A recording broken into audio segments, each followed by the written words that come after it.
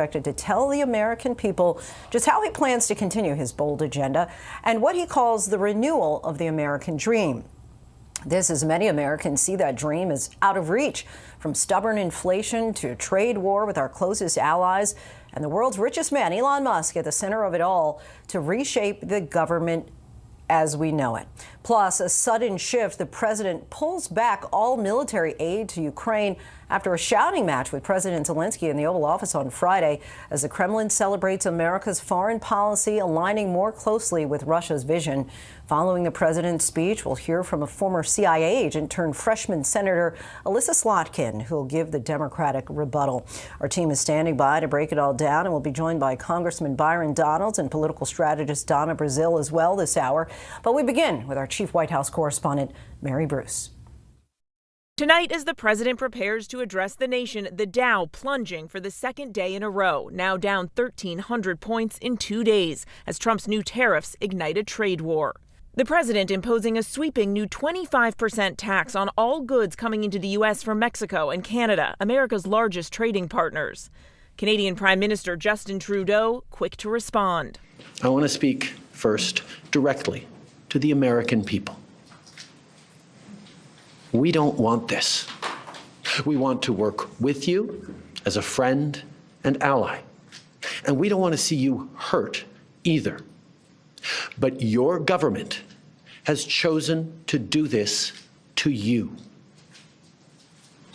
As of this morning, markets are down, and inflation is set to rise dramatically all across your country. Your government has chosen to put American jobs at risk. Economists warn that with these tariffs, it's the American businesses who will pay for the products coming into the country and pass those costs on to American consumers. By one estimate, the average household will spend up to $2,000 more a year on everything from produce to clothes to electronics. Today, Target's CEO warning Americans could see prices rise almost immediately on fruits and vegetables imported from Mexico. No, those are categories where we'll try to protect pricing, but the consumer will likely see price increases over the next couple of days. American farmers could soon be feeling the pain, too. Canada now responding with plans for their own 25% tariff against $155 billion worth of American goods. Canadians are reasonable, and we are polite, but we will not back down from a fight. Not when our country and the well-being of everyone in it is at stake. Around the country, the anxiety among small business owners palpable. In Chicago, Marco Rodriguez owns a chain of candy stores that have been in his family for over 30 years. Scary. I mean, it's a scary time in our business. Everything you see around us is either imported by ourselves or we bought by ourselves and made in Mexico. Trump has also imposed an additional 10% tariff on products from China. Heidi Skelton says that will drive up prices at her clothing store in Westwood, New Jersey. I'm paying rent, employees, paying for the clothing, so I will have no other option really but to pass some of the charges onto my customers. China now retaliating with an additional 10 to 15% tariffs on some U.S. goods, including chicken, wheat, soybeans, and beef, and calling Trump's actions bullying behavior. Mexico's President Claudia Sheinbaum saying she will announce retaliatory tariffs on Sunday. Trump tonight prepared to double down, saying he'll fight back with even more tariffs, an approach we can expect him to tout in his speech tonight. Tariffs are easy, they're fast, they're efficient, and they bring fairness. Mary Bruce reporting for us there, and joining us now is Florida Representative Byron Donalds. Congressman, thank you so much for joining us. Appreciate you coming back on the show. What are you expecting to hear from President Trump tonight? I think the president's going to cover all of his successes in the last 45 days. Closing our border, border crossings have plummeted since he became president of the United States. Getting men out of women's sports, something that the American people massively support. 80% of the American people support that. Bringing peace into the Middle East region, actually getting a deal done on getting hostages back, and getting close to actually bringing an end to the war in Ukraine, and so many other things. He has a lot to celebrate, a lot to tell the American people, but then also to call on Congress to get moving on delivering on the rest of his agenda.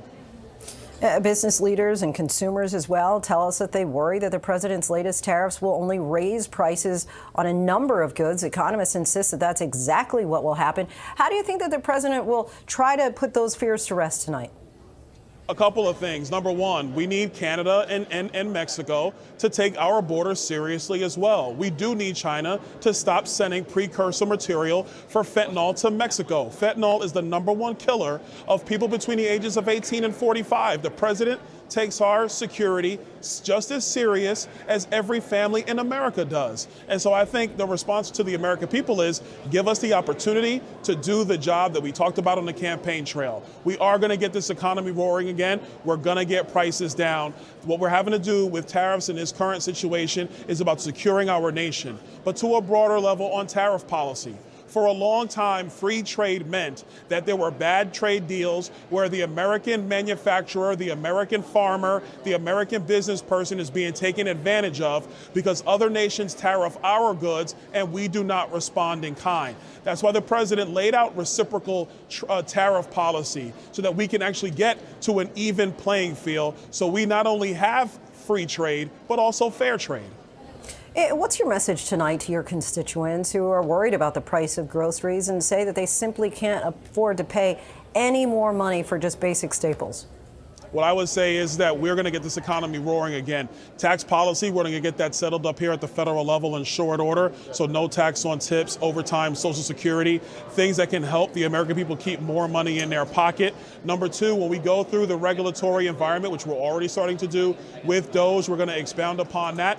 Cutting regulations, that's going to help prices actually stabilize and come down. Number three, robust energy agenda in the United States. Drill, baby, drill is the tagline. What it means is energy dominance on the world stage. And when you have a strong energy market in the United States, that also stabilizes prices and brings them down. So that when you get to tariff policy, we are a humming economic engine who now simply are asking to be treated fairly on the world stage.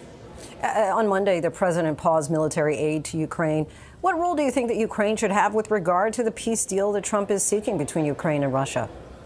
Vladimir Zelensky needs to sign the deal on minerals. Listen, this conflict's been going on for 3 years. The reality is that the previous administration, led by Joe Biden and Kamala Harris, they had no way of trying to even get this close to a peace deal. The minerals deal is the pathway to getting peace in that region. That's how you start it. Vladimir Zelensky, this is in his interest and the Ukrainian people's interest, because at some point they're going to have to rebuild Ukraine from this conflict. Better to do that with fresh investment coming into your country because of the rare earth minerals that Ukraine has, which, by the way, the United States does need access to. So it is a good deal for both countries. If you want to get the peace process moving, I would tell Vladimir Zelensky, sign the deal. Let's get started. And before you go, of course, you announced last week your candidacy to be Florida's next governor. Governor Ron DeSantis is term limited. You've already received the president's endorsement, and you said at CPAC that you want to show the other 49 states how to get it done. Why do you believe that you're the right person to lead your state? Well, look, we've had great governors. Ron DeSantis, our current governor, Rick Scott before him. We are the mantle of how to have a free state, have a state that doesn't blow out its budgets like New York, California, and Illinois, have a state where business owners want to move their businesses and their families. We're the #1 state when it comes to school choice. We are the best environment to live safely in a state in our country. And so it's basically taking those items and then doing some new things, actually becoming the financial capital of the world with digital assets, Bitcoin and cryptocurrency leading the way. Focusing on children being proficient in math and reading, in writing, and in reasoning. You do those things in conjunction with what we've already done as a state. Now you have a major story to tell that other states would want to follow and emulate. And a quick shout out to my friend in Ohio, Vivek Ramaswamy. He says he wants to be the best state in the country. Love you, Vivek, but you get to be #2 because Florida is going to remain #1. All right, love that little challenge there. Representative Donalds, always appreciate your time. Good luck on the gubernatorial run. Hope to see you back on the show again soon. Of course, thank you. Democratic strategist Donna Brazile joins us again now. Thanks for coming back on, Donna. Let's talk about Senator Elissa Slotkin of Michigan. She's a Democrat that's considered a political survivor who's giving the party's response tonight to the address. What can you tell us about her and why she was selected tonight? First of all, I think she's an incredible choice. Not only does she have a wonderful background in foreign policy, working both in the Bush and Obama administration, a CIA analyst, a veteran. She represents the heartland. She knows how to speak to those values that we all care about in this country, whether it's making sure that every American can make ends meet. She's going to highlight some of the pain that people are now feeling as a result of some of the policies of the Trump administration. Look, I respect the congressman. I love the state of Florida, but let me just say that there are a lot of people tonight who are on high anxiety. They're worried, sick, not just about the cost of eggs, but rent, groceries, gas. They don't know if these taxes at the border, the tariffs, will ruin their lives, take away their jobs. So I think the president has a lot of explaining to do. This is not a victory march tonight. This is an address to the American people, and we have a lot of questions. I hope he can answer it. And in addition to Congressman Adriano Espaillat, a Democrat from New York, will deliver the Spanish language response to Trump. He's the first formerly undocumented immigrant to serve in Congress. What can you tell us about him and his message to Americans? Well, he's another rising star in the Democratic Party. You know, people have been complaining that the Democrats are spending too much time in the wilderness. Well, we're coming out of the wilderness. We're coming out because we're tired, we're frustrated, and quite honestly, we have some answers. We have some answers to working families across the country on what policies Democrats will fight for. We're very concerned that the policies, especially in the House budget, will hurt people on Medicaid, take away their health care. So he's going to talk about that. And you know, yo estudio español de Universidad de LSU. Mi habla español mucho poquito. I never said that on TV, but let me just say I'm glad that we're able to communicate to a broader audience. And I think he is the best lawmaker. But one thing you know, Lindsay, is that many of the lawmakers tonight, especially on the Democratic side, they're going to bring their constituents into the gallery. They want to hear from their constituents. They're not going to hide. Unlike the Republicans that do not want to hear from their constituents, we want to hear from everybody. We want to hear from the ranchers who are being fired, the firefighters. We want to hear from the scientists at the Food and Drug Administration. We want to hear from those ordinary Americans who go to work hard. Many of them are veterans who are losing their jobs simply because Elon Musk has been given a task to cut without looking at how to heal and how to make sure that we have the best workforce in America. Tú hablas español muy bien, mi hermana. Now let's move on Muy bien. Very good. Let's move on to the spending fight. Of course, we've asked Democratic lawyers, lawmakers all day long about the line in the sand when it comes to a government shutdown. Has it already been crossed? Do you think the Democrats will walk away from the bargaining table, and should they?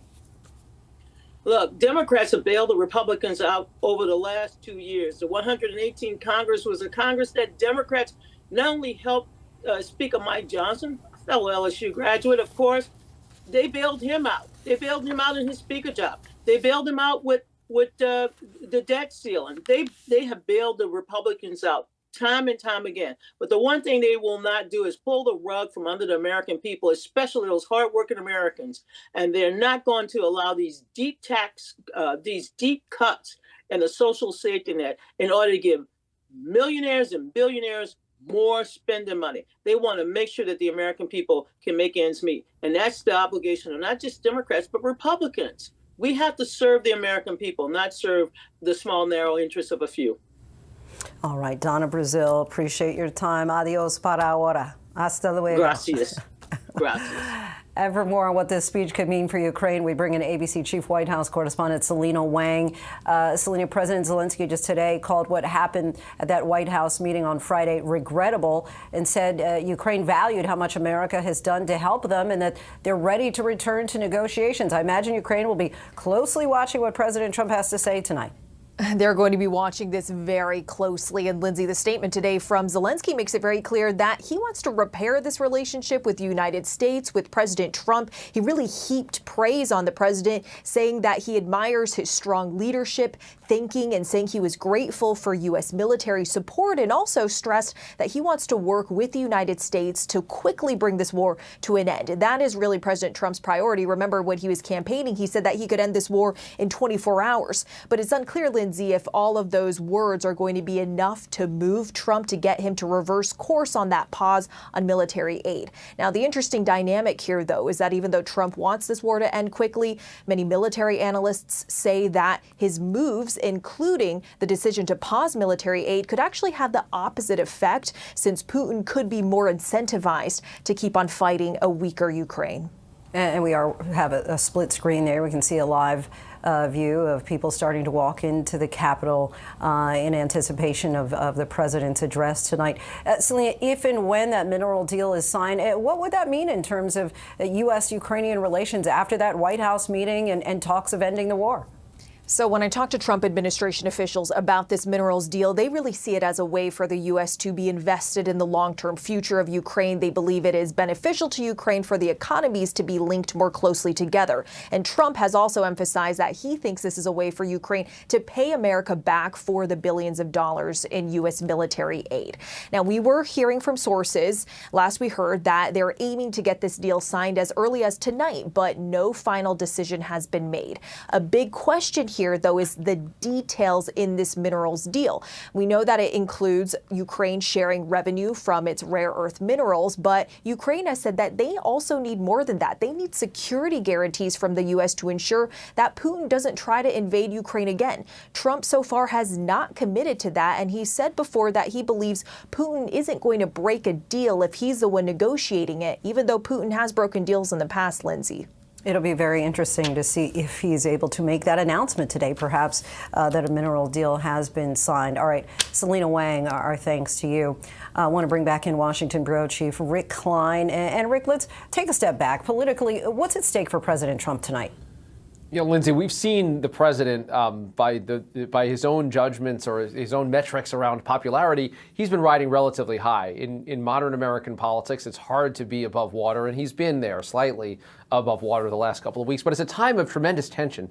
If you just think about the turmoil on the world stage, the turmoil on the economic front with the tariffs, there is so much that is up in the air right now. And I think a lot of Americans who may have voted for Donald Trump are worried still about what it all means. And Trump thrives when there's a lot of chaos around him, and he has gotten that. And often there's a method to it, not always.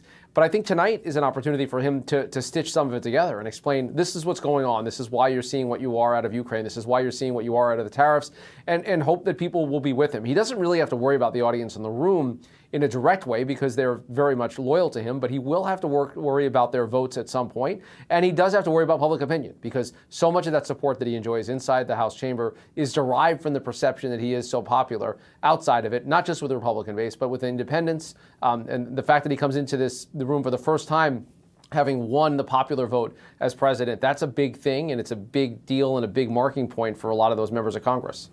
Many eyes will be on Elon Musk in the chamber tonight. What are you watching for with regard to Elon? Well, what the president says about him, it is astounding that for all of the powerful people with all the titles, it's someone that doesn't have a government job at all and hasn't been elected to anything in Elon Musk that might be as powerful as the president himself.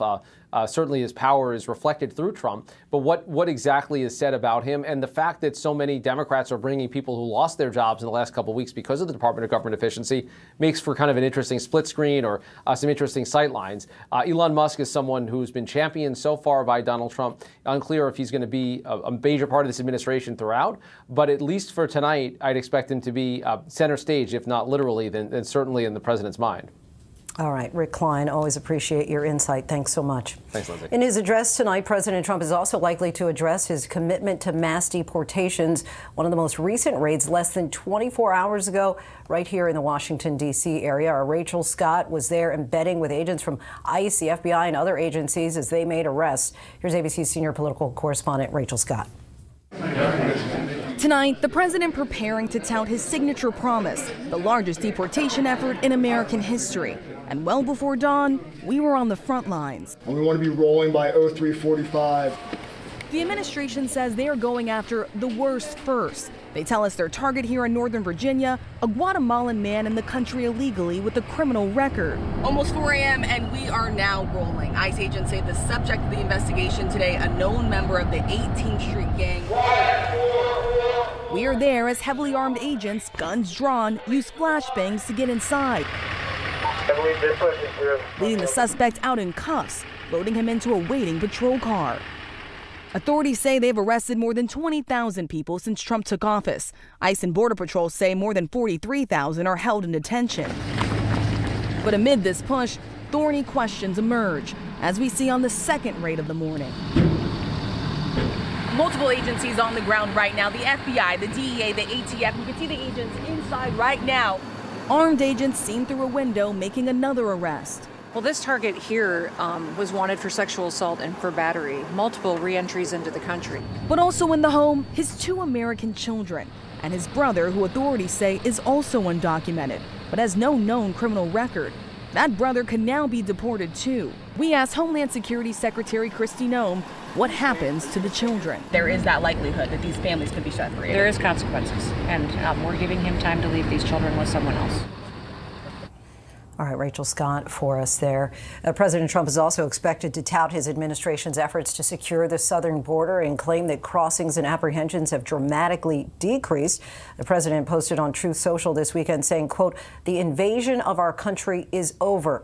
Could it be a snippet of what we'll hear from him tonight? ABC News' national correspondent Maria Villarreal joins us once again from Texas. So, Maria, one of President Trump's biggest campaign promises, if not the biggest one, was to secure the border and to lead what he calls the largest deportation operation in American history.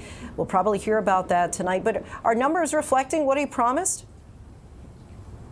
You know, that's a difficult question to answer only because we're not really getting a ton of numbers from this particular administration.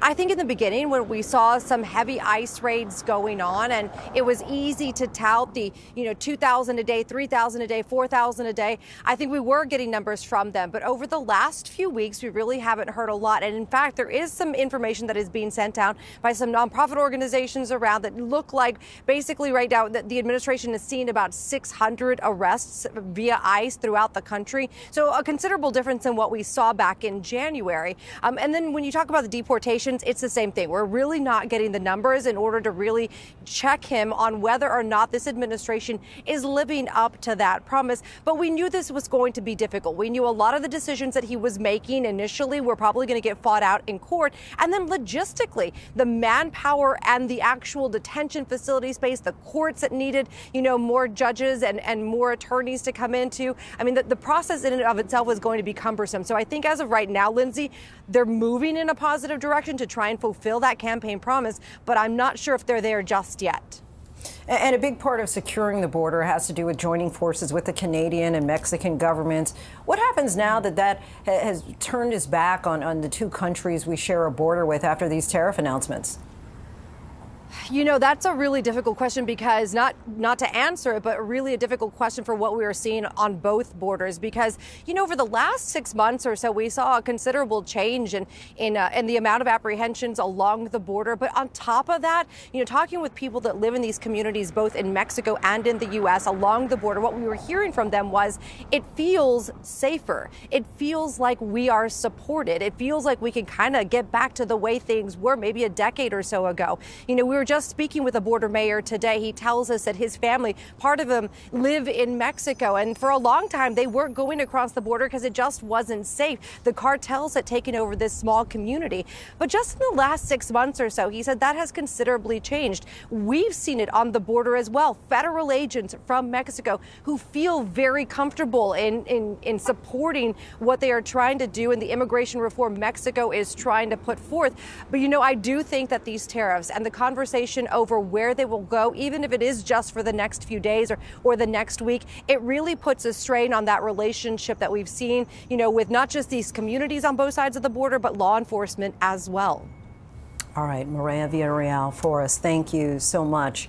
Coming up, President Trump is set to deliver his joint address to Congress less than an hour from now. How he says he'll remake the American dream. Our Kira Phillips takes over after this. Stay with us.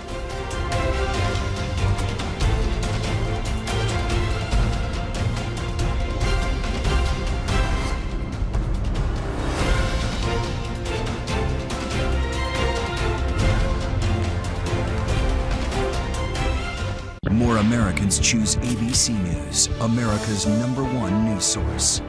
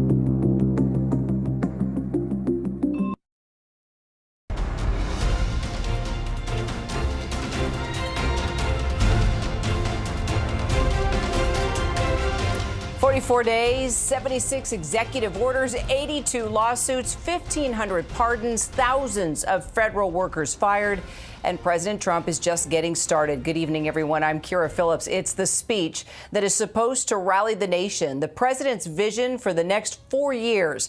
Trump is about to address Congress for the first time in his new presidency, taking the dais with a message of American renewal. But Democrats in the audience will tell you his new golden age is actually a return to the dark age. We've got our all-star panel fanned out across our nation's capital, so let's get right to it.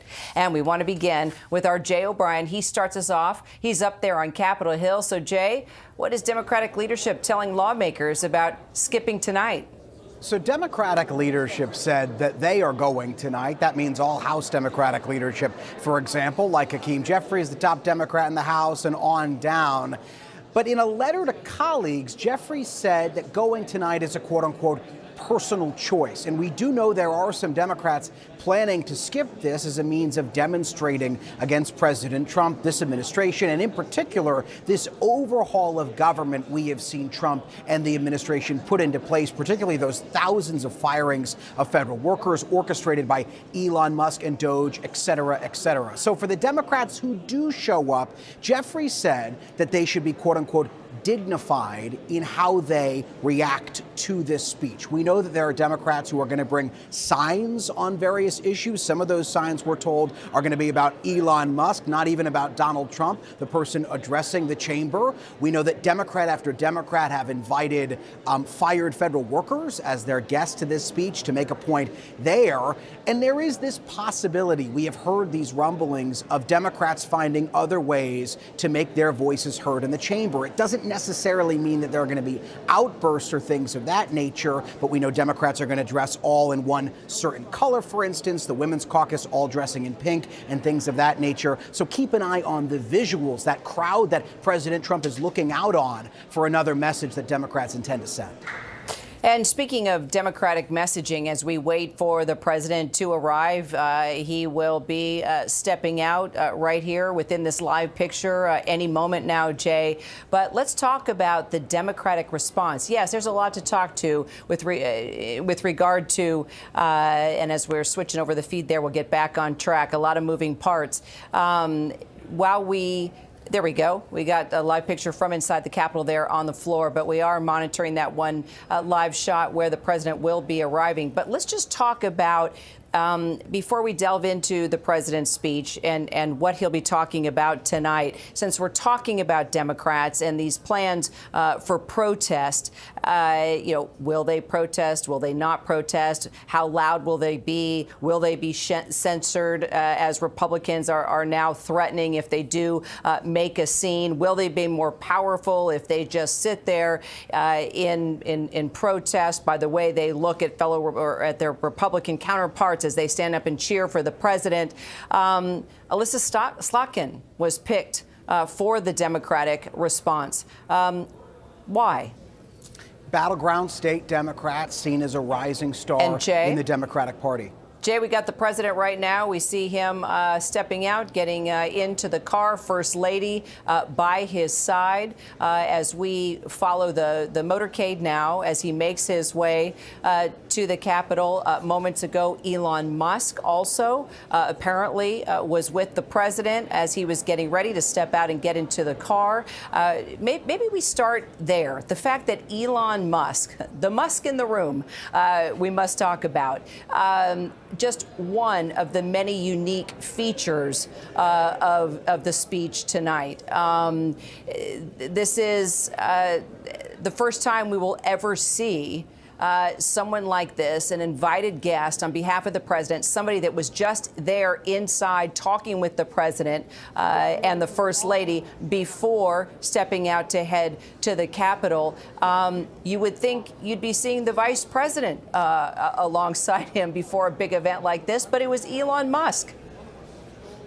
That's right. And we're getting reporting from our White House team here, Kira, that as you noted, Elon Musk is inside the beast, is inside the presidential limousine with President Trump. And it speaks to the outsized role he is playing in this administration. Think back to that Time magazine cover that showed Elon Musk, not President Trump, but Musk behind the Resolute desk in the Oval Office. Opponents of this Doge effort and these thousands of firings and this overhaul of the federal government, I've been to these protests. Opponents of this movement say that it's Elon Musk they blame, even more than Donald Trump in some instances. I've been to these protests of fired federal workers, and the chants are largely about Elon Musk, and the signs are largely about Elon Musk. So as he steps into the chamber tonight, he will again make another notch in that solidification of how central of a role he is playing in this administration. And meantime, it comes at a time where some Republicans sitting in that chamber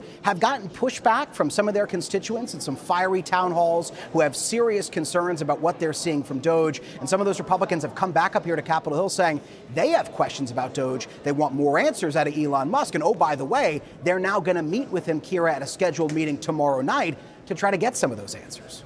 And, let's bring in Elizabeth Schulze, who covers all things business with us. Elizabeth, I mean, we're not just talking about Doge and Elon Musk and all the slashing and the cutting that's already impacting our economy, but it's also the tariffs. You've got Elon Musk firing people and telling agencies they need to cut back and, hey, don't come back to work. But then we also were talking about tariffs. The president pushing his tariffs today on our foreign allies and what that means not only for folks that are losing their job, but now there's concern that with tariffs, they won't even be able to afford basic necessities like tomatoes and coffee and gas.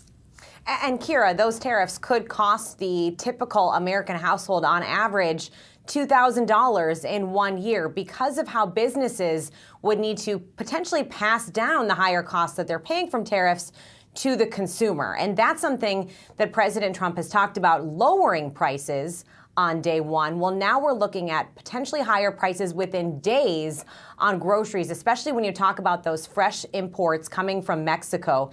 As you say, tomatoes, avocados, strawberries, those prices, and companies like Target, major retailers, are warning that those price hikes could take effect within days. You also have the reality that there is this underlying question of how much uncertainty is being caused in the economy because of the policies from this administration. I mean, when you look at the stock market alone, Kira, it tells a big story in the past 2 days. The Dow Jones Industrial Average is down 1,300 points.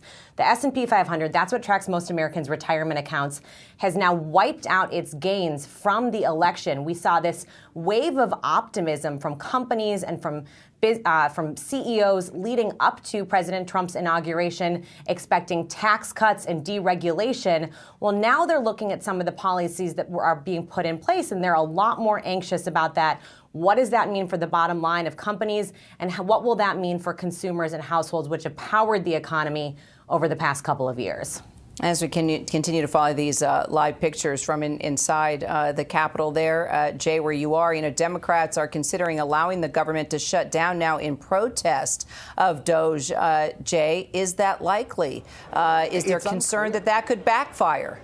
Well, absolutely concerned about that. And frankly, it's unclear as to exactly the move that Democrats are going to make here. We've heard some rumblings amongst congressional Democrats that some feel the only card they have to play to push back on Trump, Musk, and Doge is to in some way, shape, or form withhold their votes on a government shutdown vote. Because Mike Johnson, at every turn here, when he's tried to pass these temporary government funding measures, as we just did in September, and we have done numerous times before that, has needed Democratic votes to get that done. In December, Mike Johnson needed more Democrats than Republicans. More Democrats than Republicans voted for that temporary government funding measure. And so now what we've heard from some congressional Democrats is because they don't control the House, because they don't control the Senate, they feel they have limited options. And one of those options may be gambling with withholding those votes, threatening the potential for a government shutdown to try to extract concessions out of Speaker Johnson and in large part President Trump and Elon Musk. I just talked to one Democratic source earlier tonight, and I asked how real of a plan is this? And look, this has not been something that's been endorsed by Democratic leadership. It isn't even something that's been endorsed by a wide array of Democratic lawmakers. But this one Democratic source seemed open to it and said, quote unquote, it's not our government to keep open, trying to put the onus on Republicans here, Kira, to get the votes to fund the government. And it doesn't look like that's likely. Apparently, Jay, we're getting word the designated survivor. We were wondering who that could be tonight. We are now we know it's VA Secretary Doug Collins. Jay, I don't know if you can see the live picture right now. Can you see the lawmakers that are making? Better, Kira. They're walking right in front of me, about 3 feet away. So our camera shot faces the wall, but they're walking through the middle of the room. This is the president's cabinet, led by J.D. Vance and others in tow. Fantastic. I understand we have Selena Wang with us, our senior White House correspondent. Selena, something else that we are going to be waiting to hear from the president, that, of course, is a number of foreign policy issues, specifically Ukraine. It's been, just under 24 hours since President Trump announced that pause in military aid to Ukraine. Let's just talk about the ramifications of that. Of course, we saw an oval awful, or an oval awful. There's a slip in words there. A pretty, I guess, uncomfortable spat in the White House between Zelensky and President Trump when talking about Ukraine. It got so ugly, Zelensky was booted out of the White House. Now, apparently, Zelensky wants to come back, figure out some type of deal. Is it possible that we could hear something tonight?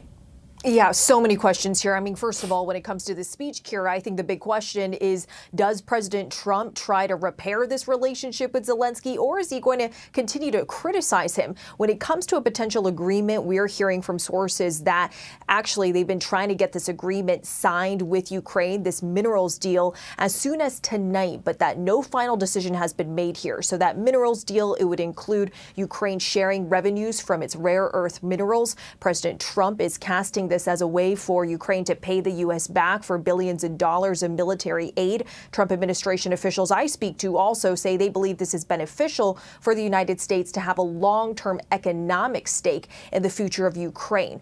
But very unclear what's exactly in that deal, Kira, since Zelensky had made it very clear that they need security guarantees, that it's not enough to just have this economic relationship. They need U.S. military security guarantees to ensure that Putin does not try to invade again.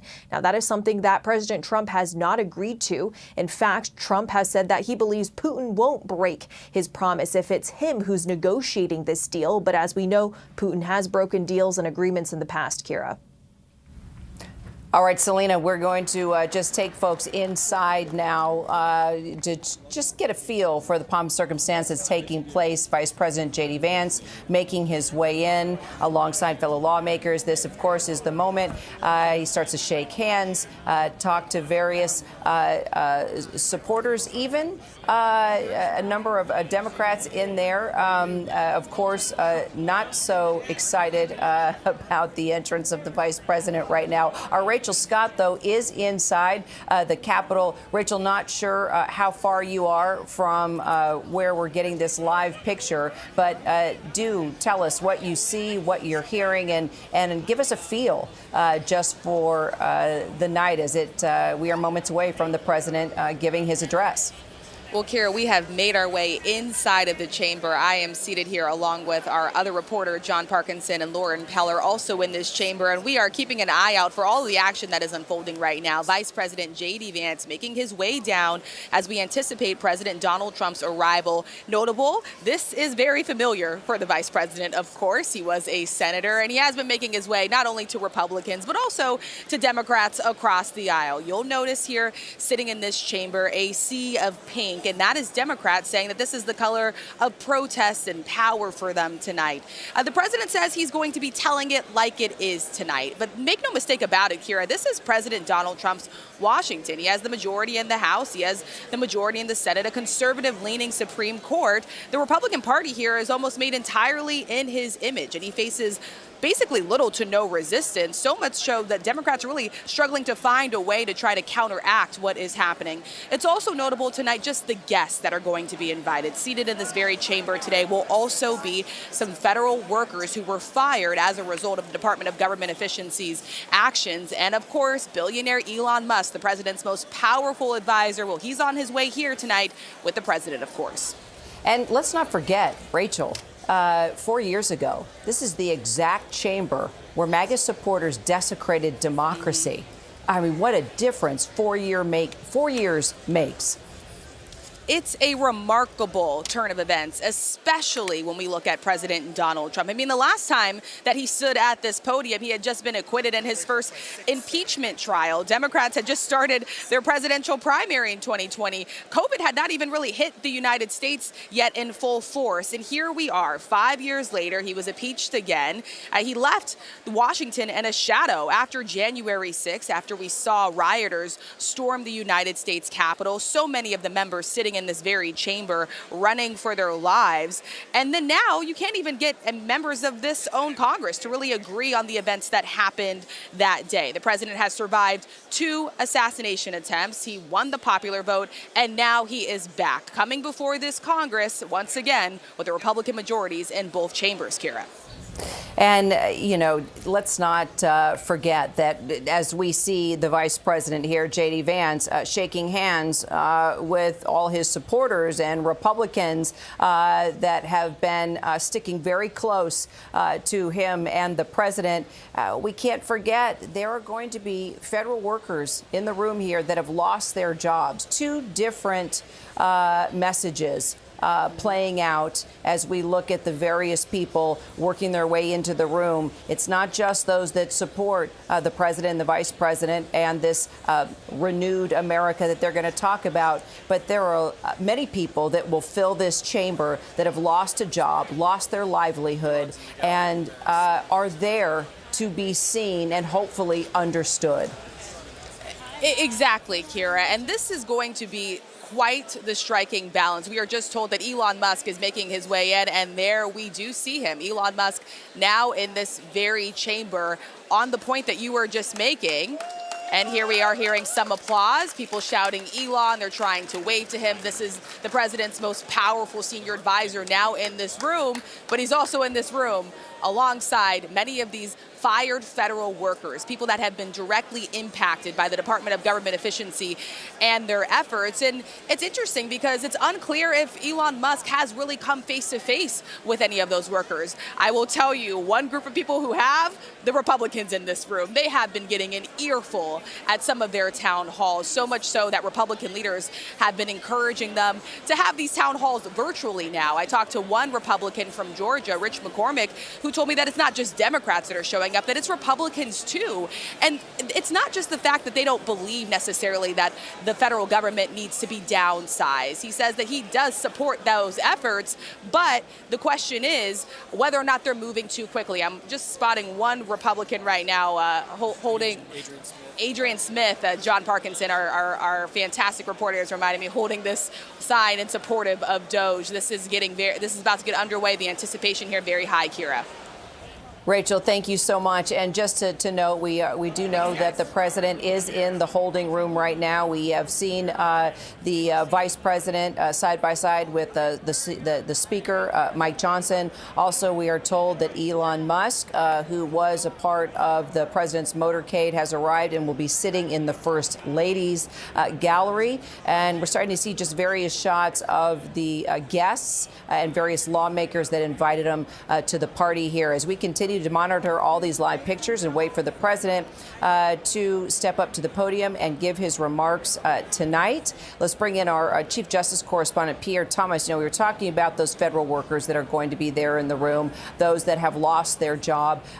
We have to talk about the lawsuits. Since Trump was inaugurated, his administration has been sued at least 98 times now, Pierre. That's 3 lawsuits for every business day that he's been in office. The question is his strategy of flooding the zone going to work?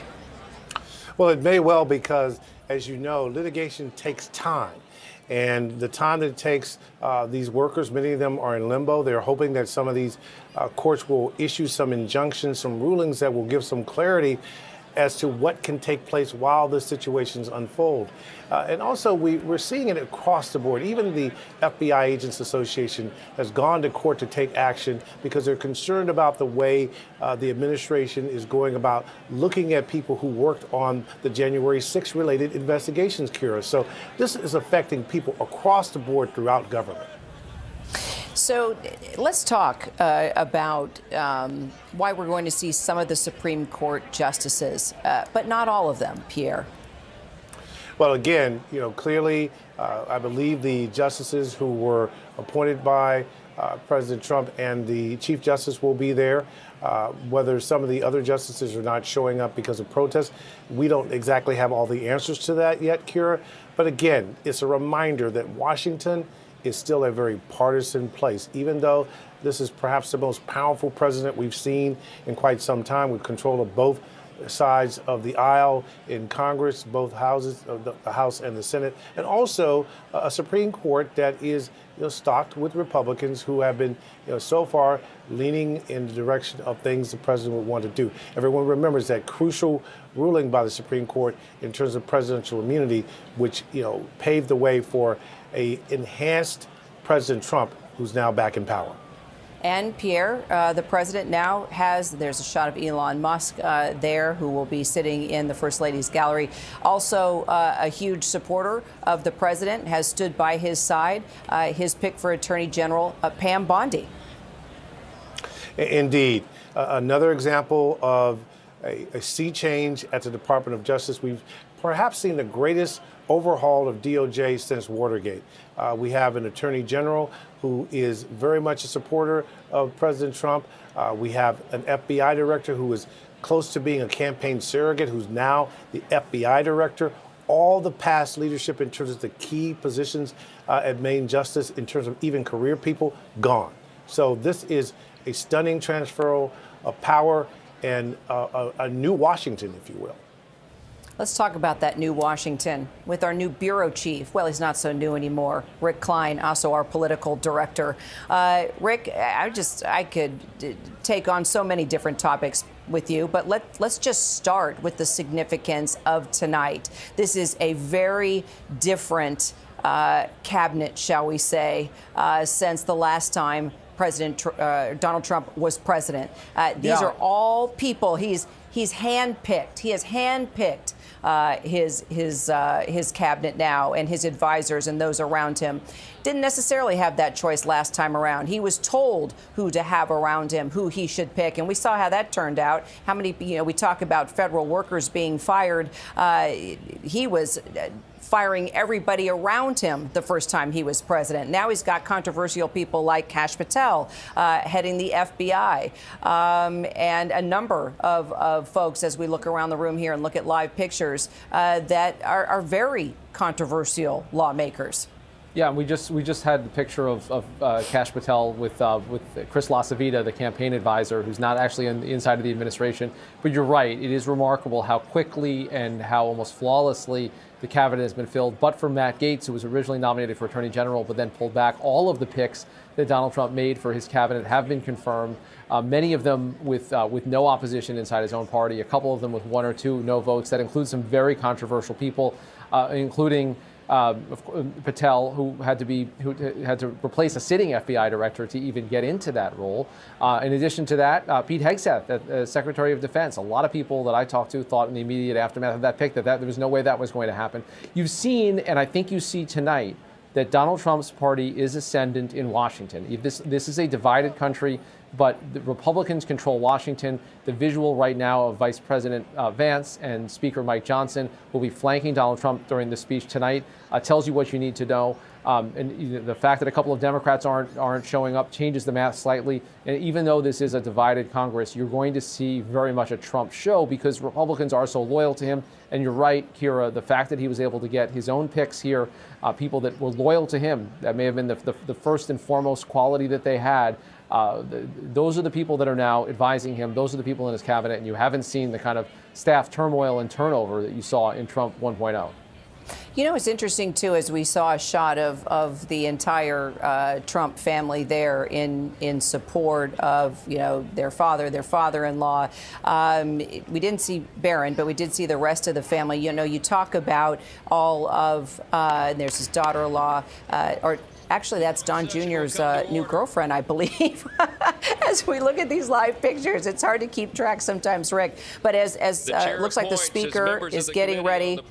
Yeah, Rick, stay with me. Let's go ahead and listen in. United States into the chamber, the following. The gentleman from Louisiana, Mr. Scalise. The gentleman from Minnesota, Mr. Emmer. The gentlewoman from Michigan, Mrs. McClain. The gentleman from North Carolina, Mr. Hudson. The gentleman from Pennsylvania, Mr. Reschenthaler. The gentleman from Utah, Mr. Moore. The gentlewoman from Indiana, Mrs. Houchin. The gentleman from Oklahoma, Mr. Hearn. The gentleman from New York, Mr. Jeffries. The gentlewoman from Massachusetts, Ms. Clark. The gentleman from California, Mr. Aguilar. The gentleman from California, Mr. Liu. The gentleman from Colorado, Mr. Neguse. The gentlewoman from Washington, Ms. Delbene. The gentlewoman from Michigan, Mrs. Dingell. The President of the Senate, at the direction of that body, appoints the following senators as members of the committee on the part of the Senate to escort the President of the United States into the House chamber. The Senator from South Dakota, Mr. Thune. The Senator from Wyoming, Mr. Barrasso. The Senator from Arkansas, Mr. Cotton. The senator from Oklahoma, Mr. Lankford. The senator from West Virginia, Mrs. Capito. The senator from South Carolina, Mr. Scott. The senator from New York, Mr. Schumer. The senator from Illinois, Mr. Durbin. The senator from Minnesota, Ms. Klobuchar. The senator from New Jersey, Mr. Booker. The senator from Wisconsin, Ms. Baldwin. The members of the escort committee will exit the chamber through the lobby doors.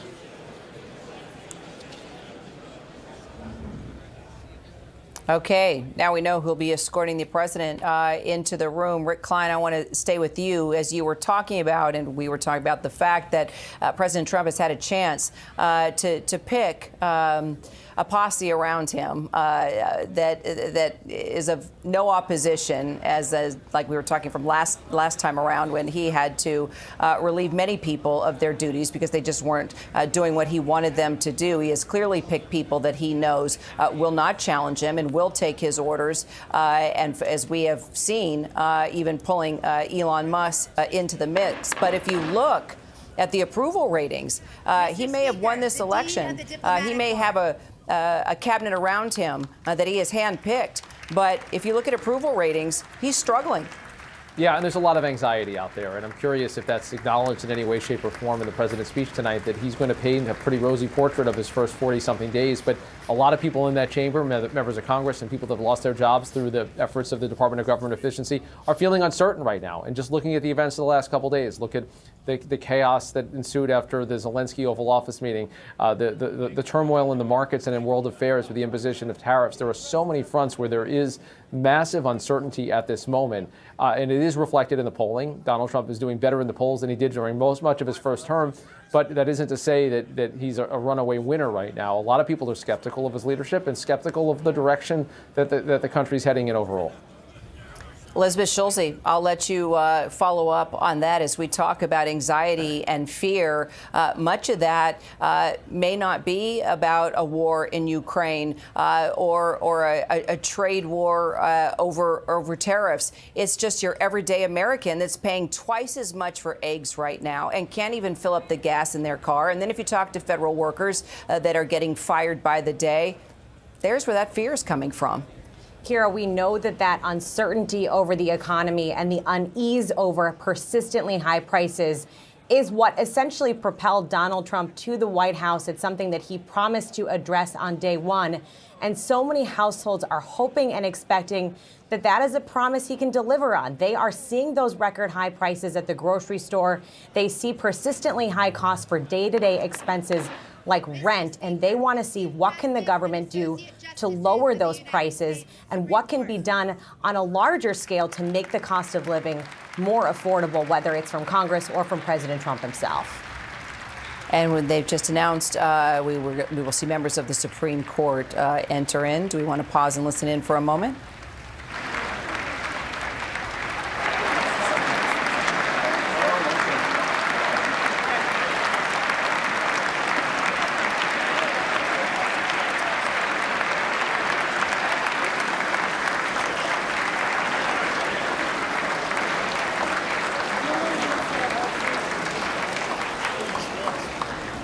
Selena. All right, as we watch the members of the Supreme Court now enter into the chamber, Selena Wang, I just want to take a question to you. We've got word there are protesters outside the Capitol there in support of Ukraine. That is one question being asked tonight now that Zelensky seems to want to come to some sort of deal with President Trump. Is it possible we could hear about a possible deal tonight?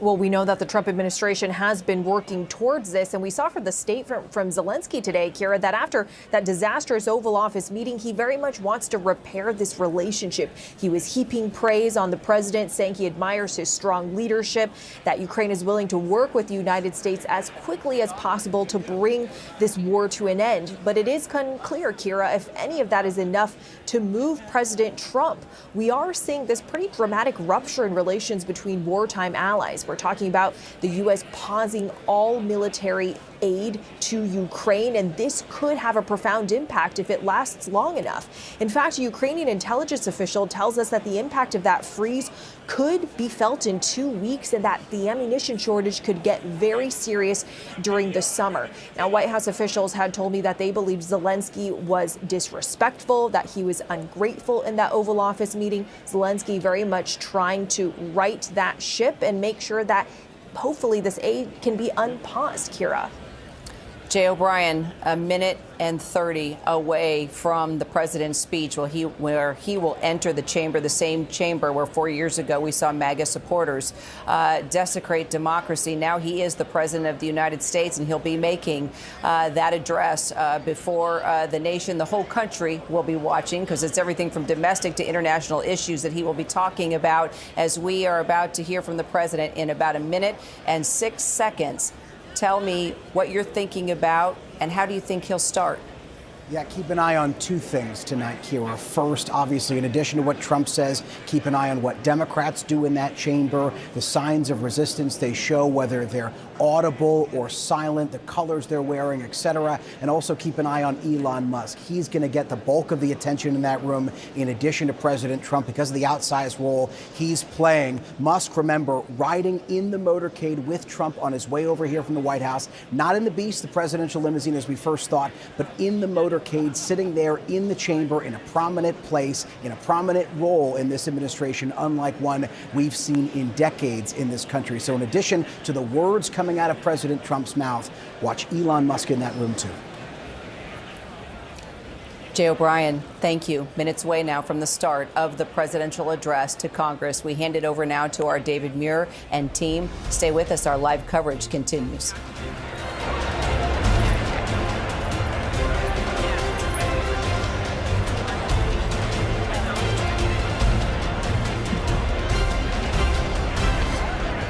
Tonight, President Trump's address to a joint session of Congress, his message to the American people and the world, and the stakes could not be higher. ABC News live coverage begins right now.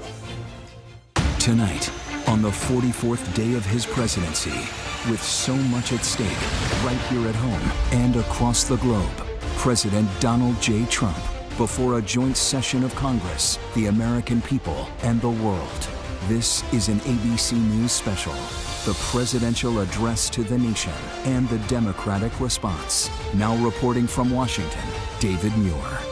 And good evening tonight from the nation's capital. We are just moments away from President Trump's address to a joint session of Congress and the American people. And make no mistake, the world will be watching this address to Congress as well, perhaps closer than it has in years, simply because of the news already made in these first 44 days of President Trump's presidency. New tariffs, obviously, the economy, his move on these tariffs in just the last 24 hours, and the Dow's response. The president's approach to the world, our allies, our adversaries, the Oval Office meeting with President Zelensky of Ukraine. We're told the theme of tonight's address will be the renewal of the American dream. Just before we came on the air, the president making his way from the White House to Capitol Hill, returning to the chamber for the first time since winning the 2024 election. The president and his party in control of Washington. Republicans are, of course, in control of the House and the Senate with thin majorities, but in both majorities nonetheless. In just 6 weeks since the start of the second Trump presidency, the new administration has attempted an aggressive downsizing of the federal government, led, of course, by Elon Musk and his team. The administration laying off thousands of government employees, targeting some federal agencies, including USAID, the CDC, NOAA, among others. Elon Musk is in the chamber tonight as we look at live pictures of the chamber. Rachel Scott is also there. And Rachel, there he is, Elon Musk, special government employee. And he is the president's most powerful senior advisor. Billionaire Elon Musk is now in this chamber. He is still standing on his feet right near the First Lady's box. We have learned that he was in the presidential motorcade. He did enter this chamber to some applause. Some Republicans eager to get his attention on the House floor, one even holding up a sign saying DOGE, the Department of Government Efficiency, rocks. Clearly, some in the room here disagree. And this is striking, David, because many of the attendees tonight, some of the guests, are 5 retired federal workers, people who have been impacted by the Department of Government Efficiency and the efforts to shrink the size of the federal government. David, the president says tonight he's going to tell it like it is, but really make no mistake about it, this is President Donald Trump's Washington. He has the majority in the House, the Senate, a conservative-leaning Supreme Court. This is a Republican Party that is made almost entirely in his image, David. Rachel Scott in the chamber for us. First Lady Melania Trump arriving, and we know that Elon Musk is in the First Lady's box. She has several guests tonight, which we will get to over the course of this evening. President Trump expected, obviously, to point out the First Lady in the chamber, as well as the reasons for her guests being there.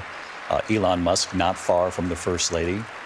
Rachel Scott talking about the balance of power in Washington. You saw that cutaway there just a moment ago of Speaker Johnson and Vice President J.D. Vance, Mary Bruce, Republican Speaker of the House, obviously J.D. Vance, the Vice President. But Donald Trump has a Republican Party right now that's in control of both the House and the Senate. And you are going to see that full Republican power on display here tonight. It will be quite remarkable to see the president, unlike we did before during his first term, to come in, and I believe we may be getting close to that moment, David. The House Sergeant at Arms. Speaker, the president's cabinet.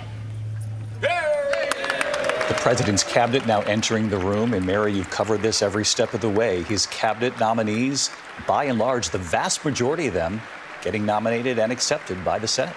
And again, a sign of just how behind him this party is. Of course, the president there appointing many. There you see Marco Rubio. You see the Treasury Secretary behind him. I believe that's Pete Hegseth entering as well, all shaking hands. Despite, I think, a lot of what were initially seen as controversial picks for his cabinet, all of them ultimately sailing through because the party is in such lockstep behind him. And many of these people, of course, in his cabinet are those who have shown themselves to be deeply loyal to Donald Trump, willing to do anything to support his agenda, David. Pete Hegseth, RFK Jr., the Health and Human Services Secretary, and Martha Raddatz. Pete Hegseth faced a battle there for a while. It looked somewhat questionable. So did RFK Jr.'s nomination, but Republicans, by and large, stood by this president with these thin majorities and got these nominees across the finish line. Exactly, David. It took a while, especially with Pete Hegseth. There was some reporting about his past and assumed or not charged with a sexual assault, but there were reports that he denied, obviously, but he got through just barely, and it took J.D. Vance to get him through. Of course, he's a Fox News personality. He was a major in the military, served in Iraq, and used those credentials very fulsomely. Kristi Noem, Secretary of Homeland Security. Rachel Scott was embedded with the team today with ICE and the FBI as they raided a local community in Virginia, continuing to make arrests across the country in implementing the president's plan on immigration. And when you look at this cabinet, John, the sweeping nature of his choices, President Trump approached this second time around very differently from the first. This was about loyalty. This was about getting the picks that he wanted, and he got them there. David, this second Trump presidency is in many ways entirely different from the first. You know, first, he comes into Washington. He comes into this with something he can claim as a mandate. He won the popular vote. He obviously didn't win the popular vote the first time around. It was a more decisive electoral college victory. He was new to Washington last time. He is certainly no longer new to Washington. And yes, this cabinet is stacked with people who are personally loyal to Donald Trump, as is his West Wing. He wasn't relying on outside advice on how to pick. He wasn't picking people that he had only recently met. These are people who are not going to take action to block Bobby Kennedy Jr. I mean, Bobby Kennedy Jr., who I've known for some 30 years. Bobby Kennedy Jr., of course, from one of the most famous Democratic families in American history. Bobby Kennedy Jr. endorsed Donald Trump and was rewarded with the Health and Human Services Secretary post. And interestingly, not a single Democrat voted to confirm Bobby Kennedy. It was an extraordinary scene to witness, and not only that, but several members of the Kennedy family spoke out against RFK Jr. and this nomination, including Ambassador Caroline Kennedy, who waited till the very last moment before she stepped in to make her opinion known that she did not believe that her cousin should be secretary, but he is secretary nonetheless. And his first major challenge could be the measles outbreak that we've seen in West Texas and cases popping up elsewhere in the country. J.D. Vance, Speaker Johnson laughing about something there at the front of the chamber there. Lindsey Davis is also with us here in the studio tonight. And Lindsey, a lot of eyes will also be on the Democrats inside that chamber. And there has been a lot of debate about whether or not they have any sort of cohesive response as of yet to what they've seen in these first 44 days. Sure, a number of Democrats have said that they're absolutely not going to even show up tonight. Some have said that they're going to wear black as a symbol of this being a somber evening. Several women have said that they're going to wear pink. Many people doing kind of different versions of protests. But look, the stock market is down. Inflation is up. Donald Trump has said he's going to tell it like it is tonight. We have to wonder if he's going to really touch on those issues in the first 44 days. It has been a dizzying time, right? He's signed at least 76 executive orders. There are about 100 lawsuits that are pushing back on some of those. But this is more activity than we've seen in any other American president in their first 100 days in more than 40 years. And we're talking about a wide variety, from paper straws in federal agencies being banned to mandating that this country only recognize two genders with males and females. But I think that ultimately he has to break through to the American people why tariffs are so important to him, at one point calling them his favorite word, but potentially at the expense of the American people. These tariffs that he warned were coming, in fact, went into effect at midnight last night. Imposing the tariffs on our neighbors, Canada and Mexico, and additional tariffs on China. Tonight, Canada has responded. The Prime Minister, Justin Trudeau, with retaliatory tariffs against American goods now going to Canada. And he said directly to the American people today, your government is doing this to you. We didn't want this. He made that very clear. He said this was a dumb thing to do. Legendary investor Warren Buffett has reached the consensus over the last couple of days that he believes that tariffs are, in effect, an act of war. He said with a chuckle, but you could tell he was questioning the impact of these tariffs if and when they were, in fact, implemented. And Mary Bruce, as you just heard from Lindsey, we saw this swing on the Dow 2 days in a row over these tariffs, down some 1,300 points in 2 days. And the president knows that. The American people are watching tonight. The question is, will he explain why he's done this and why he's doing it now? What he thinks this temporary pain that he has spoken about, how long it lasts, and why it's worth it for the American people. This is a chance for the president, in front of the largest audience that he's likely to have this year, certainly, to offer some clarity as to why he is doing this and what Americans should be bracing for. He is well aware, certainly, that many Americans supported him because of the economy. He promised to bring down prices on day one. We haven't seen that yet. And now you hear from experts and economists warning the opposite, that these tariffs may actually raise prices on Americans. And the president has said, this is just the beginning, that he's willing to go even further, that countries that put tariffs on us, well, he's going to tariff them right back. We did also, though, hear from his Commerce Secretary earlier today saying the president may be looking for ways to meet in the middle. I think, David, this speaks to some of the confusion that Americans have about what this means. And the president tonight needs to really offer a clear explanation of why he feels placing these stinging tariffs on our largest trading partners is necessary. So far, we've seen a range of explanations from him. Will he be able tonight to clarify that for the American people and get them on board? And will he brace them to pay a price for all of this? They're running a couple of minutes behind here. The president expected to enter this chamber at any moment, and the moment it happens, we'll go to the House Sergeant at Arms announcing the President of the United States. As Mary points out, he'll likely talk about the economy, about his move on tariffs tonight, even with some of our closest allies, certainly with China as well. China retaliating against the U.S. tonight. Mexico saying they'll retaliate by Sunday in response. And Mary, as you point out, economists across the board have said, remember these tariffs, it's the American businesses and companies bringing these products in that pay the tariff when those products arrive. And in many cases, those companies then pass those additional costs to the American consumer. And John Carl, we saw it just today as we keep our eyes trained on this live picture that, retailers from Best Buy to Target are warning American consumers that prices could rise and quickly here. automobile manufacturers are warning them that even cars made in the United States are made largely with parts that are imported from Canada and from Mexico. If you're worried about the price of eggs, we have eggs that come in from Canada, dairy that comes in from Canada. Look, this is a big gamble for this president, and we've seen how the markets have reacted. We've seen anxiety from businesses, large and small, in the country. But, David, I think it's important to say this is exactly what Donald Trump promised to do during the campaign. He spoke over and over and over again about what he thought could be accomplished with tariffs. At times, he talked about tariffs of 20%, 25%, 100%. Was that a speech where he talked about 200% tariffs that he could do? So this is not a surprise, but it certainly has caused anxiety. We hear the gavel. Let's listen in.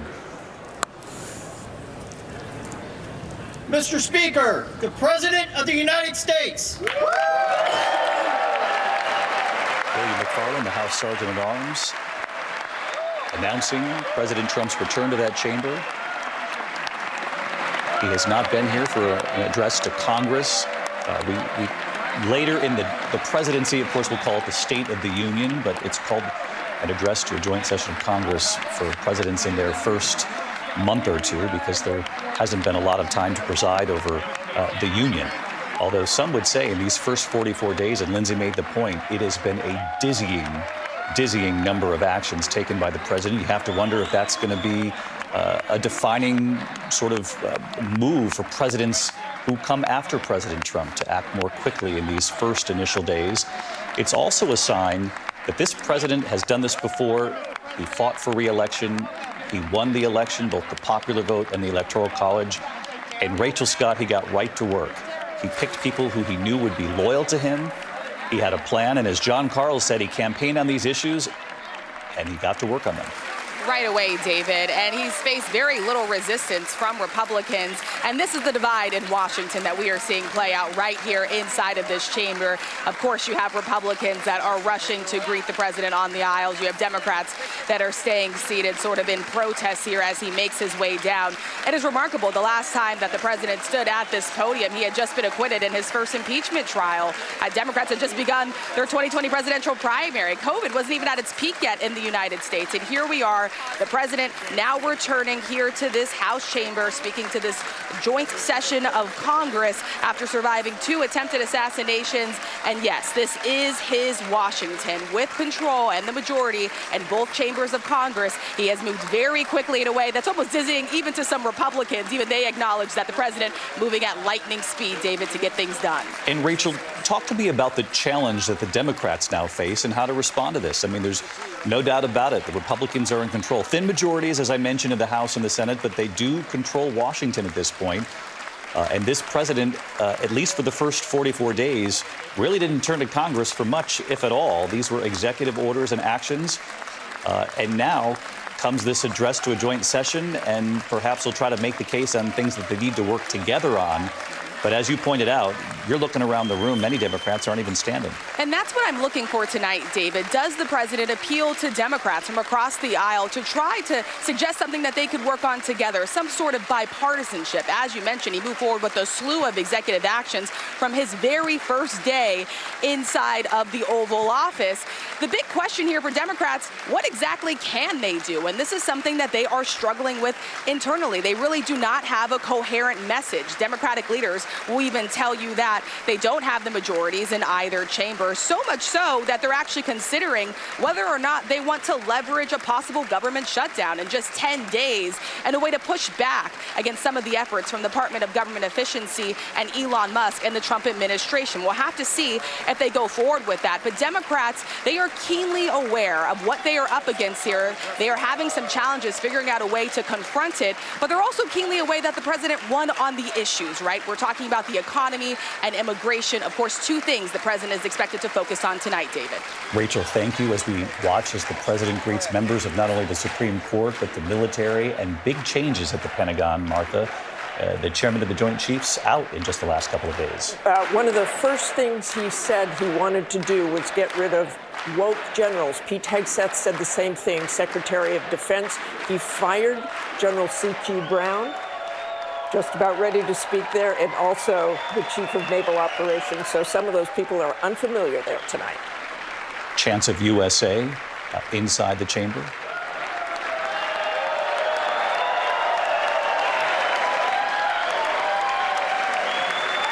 Handing a copy of the speech to Speaker Johnson. Of course, you'll remember the years when former Speaker Nancy Pelosi was standing behind him.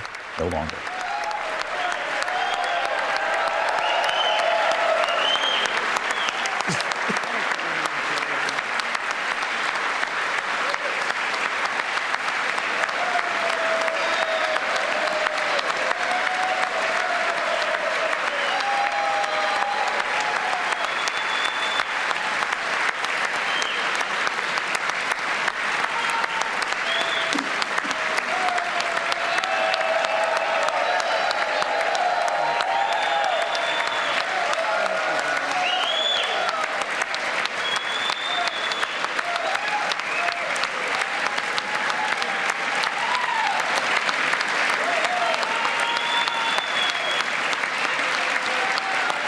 Thank you.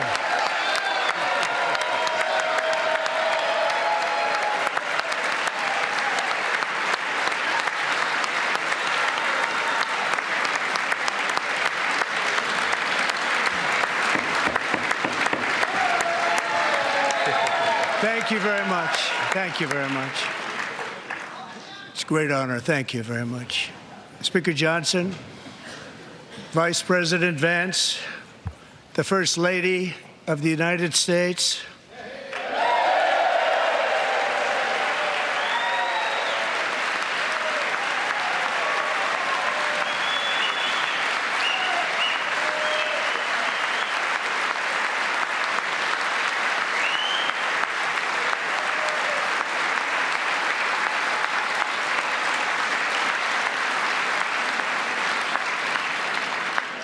members of the United States Congress, thank you very much. And to my fellow citizens, America is back.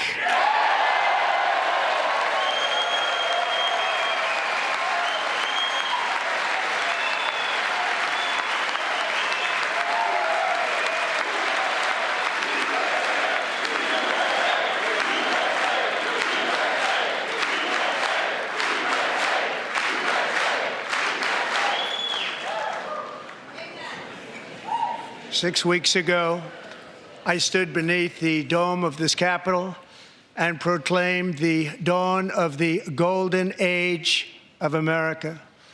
From that moment on, it has been nothing but swift and unrelenting action to usher in the greatest and most successful era in the history of our country.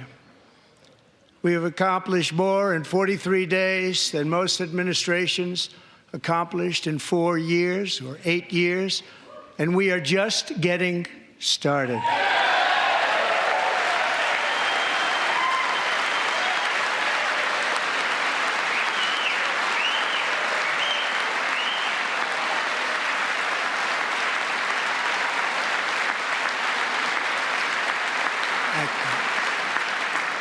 I return to this chamber tonight to report that America's momentum is back, our spirit is back, our pride is back, our confidence is back, and the American dream is surging bigger and better than ever before.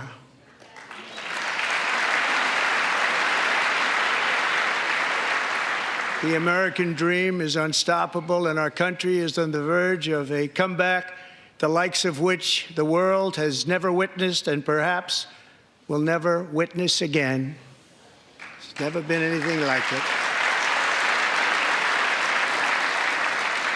The presidential election of November 5th was a mandate like has not been seen in many decades. We won all 7 swing states, giving us an electoral college victory of 312 votes.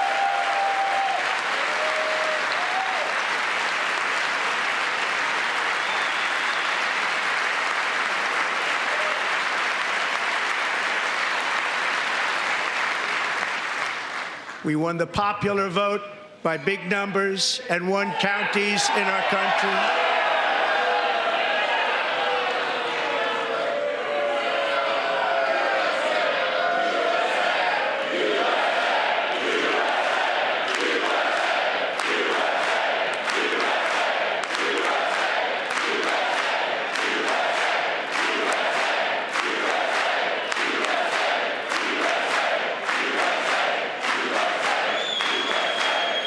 51 counties in our country, 2,700 to 525, on a map that reads almost completely red for Republican.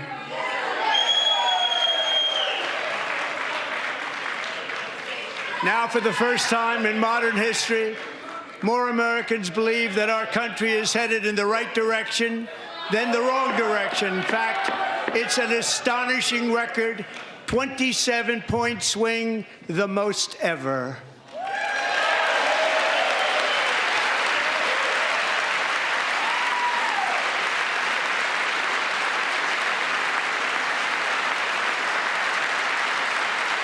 Likewise, small business optimism saw its single largest one-month gain ever recorded, a 41-point jump.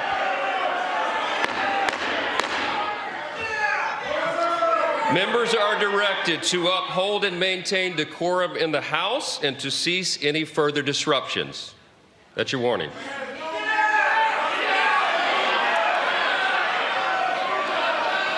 Members are engaging in willful and continuing breach of decorum, and the chair is prepared to direct the Sergeant-at-Arms to restore order to the joint session.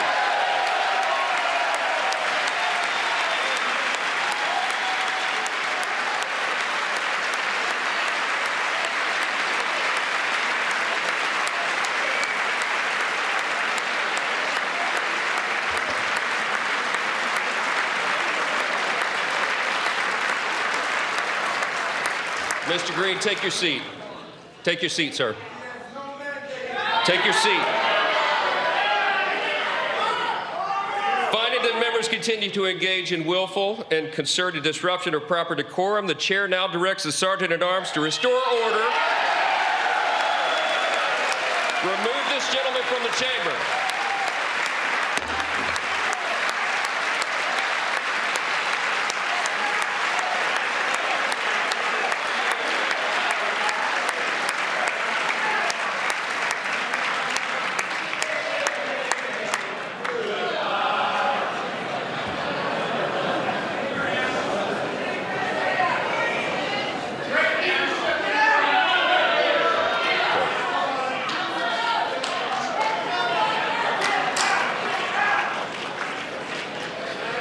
Members are directed to uphold and maintain decorum in the House.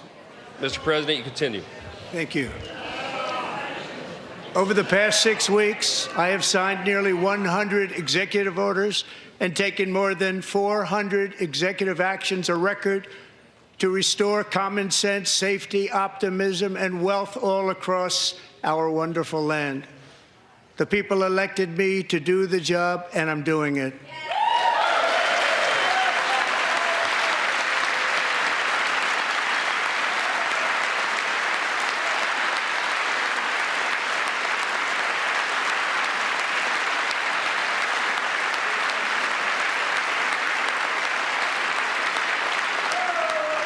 In fact, it has been stated by many that the first month of our presidency, it's our presidency, is the most successful in the history of our nation. By many.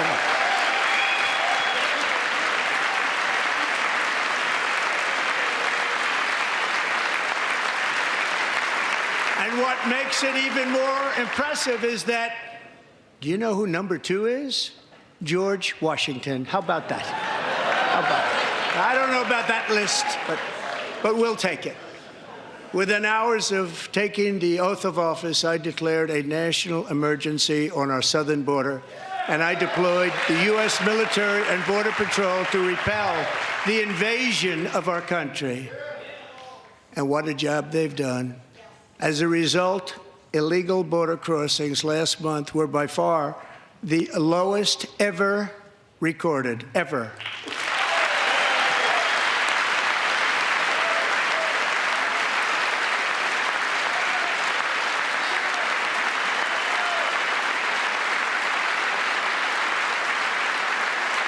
They heard my words and they chose not to come. Much easier that way. In comparison, under Joe Biden, the worst president in American history. There were hundreds of thousands of illegal crossings a month, and virtually all of them, including murderers, drug dealers, gang members, and people from mental institutions and insane asylums, were released into our country. Who would want to do that? This is my 5th such speech to Congress. And once again, I look at the Democrats in front of me, and I realize there is absolutely nothing I can say to make them happy or to make them stand or smile or applaud. Nothing I can do. I could find a cure to the most devastating disease, a disease that would wipe out entire nations, or announce the answers to the greatest economy in history, or the stoppage of crime to the lowest levels ever recorded. And these people sitting right here will not clap, will not stand, and certainly will not cheer for these astronomical achievements. They won't do it, no matter what. Five times I've been up here. It's very sad, and it just shouldn't be this way.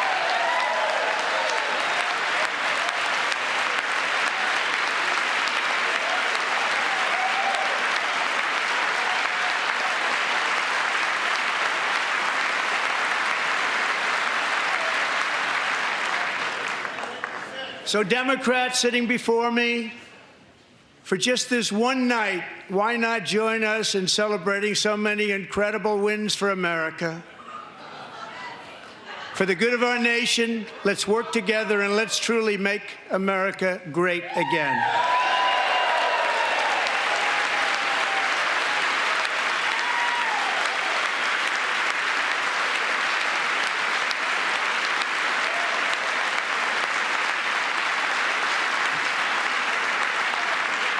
Every day, my administration is fighting to deliver the change America needs to bring a future that America deserves, and we're doing it.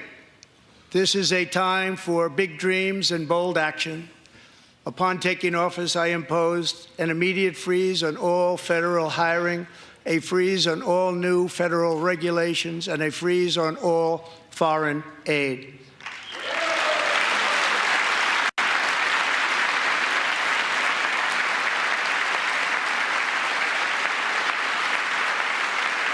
I terminated the ridiculous Green New Scam. I withdrew from the unfair Paris Climate Accord, which was costing us trillions of dollars that other countries were not paying. I withdrew from the corrupt World Health Organization.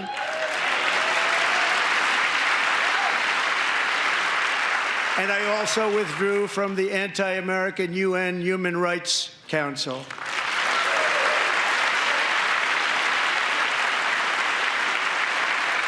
We ended all of Biden's environmental restrictions that were making our country far less safe and totally unaffordable.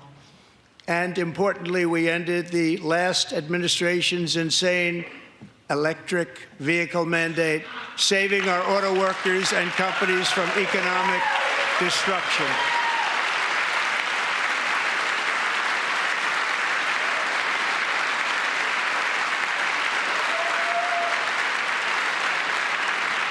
To unshackle our economy, I have directed that for every one new regulation, 10 old regulations must be eliminated, just like I did in my very successful first term.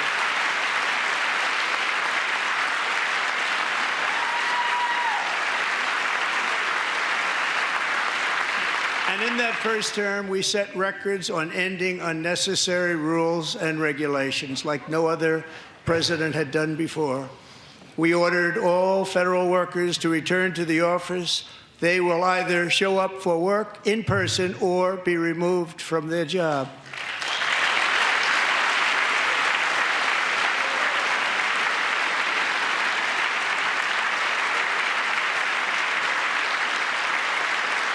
And we have ended weaponized government where, as an example, a sitting president is allowed to viciously prosecute his political opponent, like me.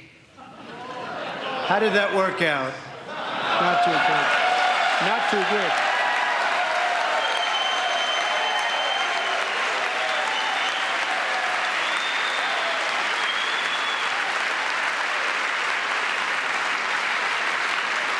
And I have stopped all government censorship and brought back free speech in America. It's back.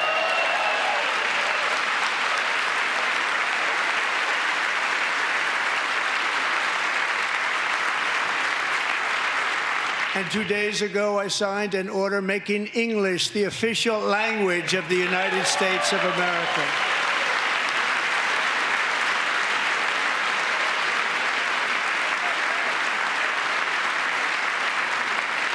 I renamed the Gulf of Mexico the Gulf of America.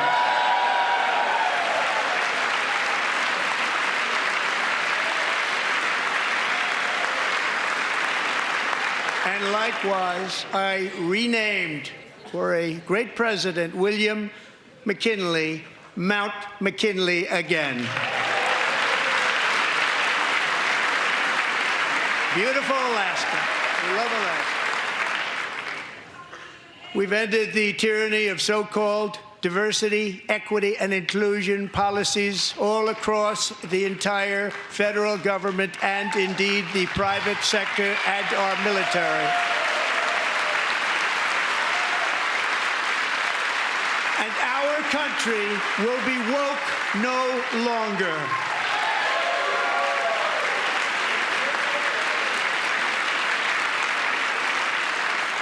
We believe that whether you are a doctor, an accountant, a lawyer, or an air traffic controller, you should be hired and promoted based on skill and competence, not race or gender.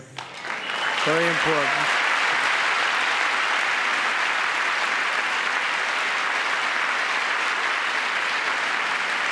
You should be hired based on merit.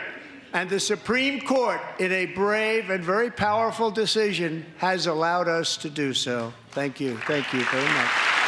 Thank you. We have removed the poison of critical race theory from our public schools, and I signed an order making it the official policy of the United States government that there are only two genders, male and female.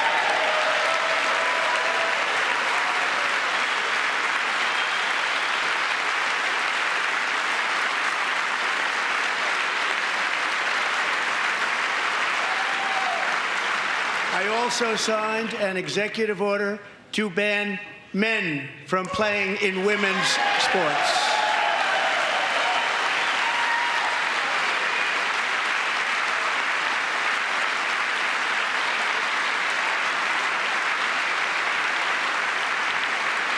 Three years ago, Peyton McNabb was an all-star high school athlete, one of the best, preparing for a future in college sports.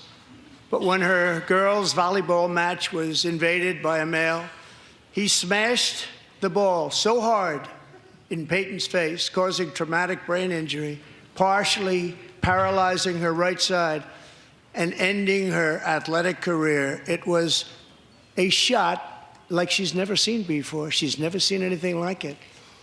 Peyton is here tonight in the gallery, and Peyton, from now on, schools will kick the men off the girls' team, or they will lose all federal funding.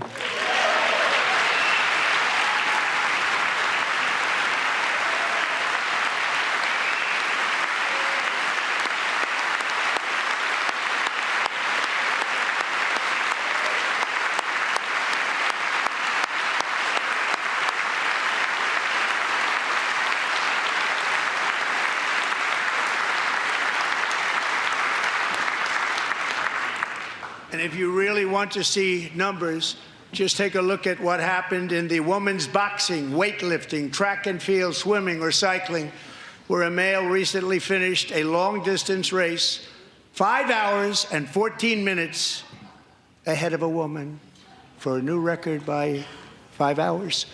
Broke the record by 5 hours. It's demeaning for women, and it's very bad for our country. We're not going to put up with it any longer.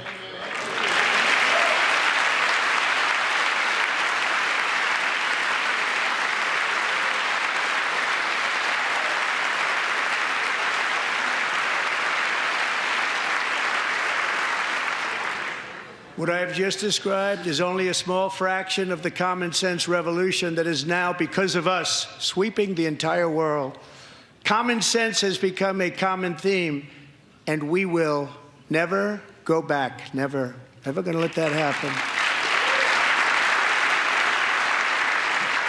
Among my very highest priorities is to rescue our economy and get dramatic and immediate relief to working families. As you know, we inherited from the last administration an economic catastrophe and an inflation nightmare. Their policies drove up energy prices, pushed up grocery costs, and drove the necessities of life out of reach for millions and millions of Americans. They've never had anything like it. We suffered the worst inflation in 48 years, but perhaps even in the history of our country. They're not sure. As president, I'm fighting every day to reverse this damage and make America affordable again.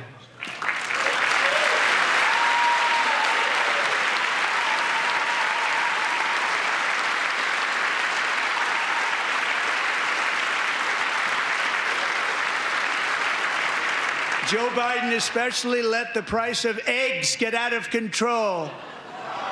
The egg price is out of control, and we're working hard to get it back down. Secretary, do a good job on that. You inherited a total mess from the previous administration. Do a good job.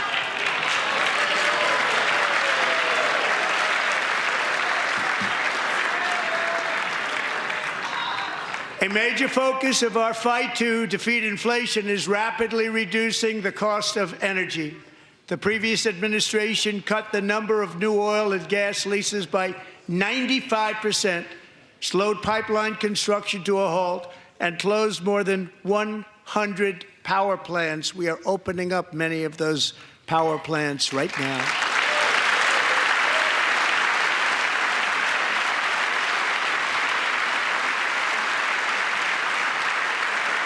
And frankly, we have never seen anything like it. That's why on my first day in office, I declared a national energy emergency. As you've heard me say many times, we have more liquid gold under our feet than any nation on earth, and by far. And now I fully authorize the most talented team ever assembled to go and get it. It's called Drill, Baby, Drill.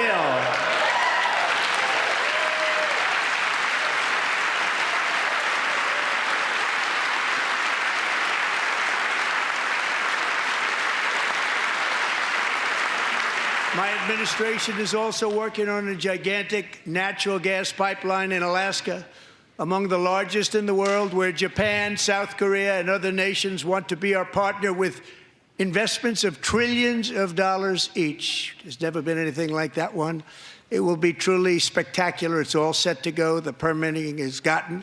And later this week, I will also take historic action to dramatically expand production of critical minerals and rare earths here in the USA.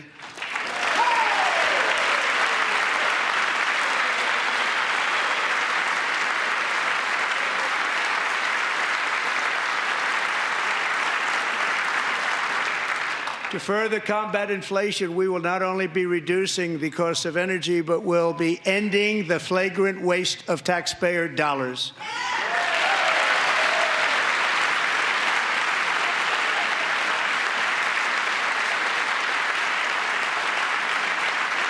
And to that end, I have created the brand new Department of Government Efficiency, DOGE. Perhaps you've heard of it. Perhaps.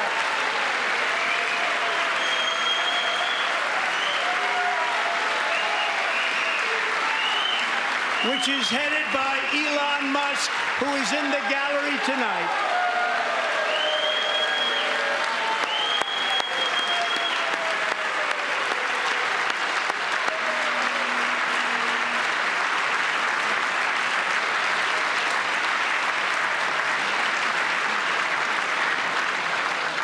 Thank you, Elon. He's working very hard. He didn't need this. He didn't need this. Thank you very much. We appreciate it. Everybody here, even this side, appreciates it, I believe. They just don't want to admit that. Just listen to some of the appalling waste we have already identified. $22 billion from HHS to provide free housing and cars for illegal aliens. $45 million for diversity, equity, and inclusion scholarships in Burma. $40 million to improve the social and economic inclusion of sedentary migrants. Nobody knows what that is. $8 million to promote LGBTQI+ in the African nation of Lesotho, which nobody has ever heard of. $60 million for indigenous peoples and Afro-Colombian empowerment in Central America. $60 million. $8 million for making mice transgender.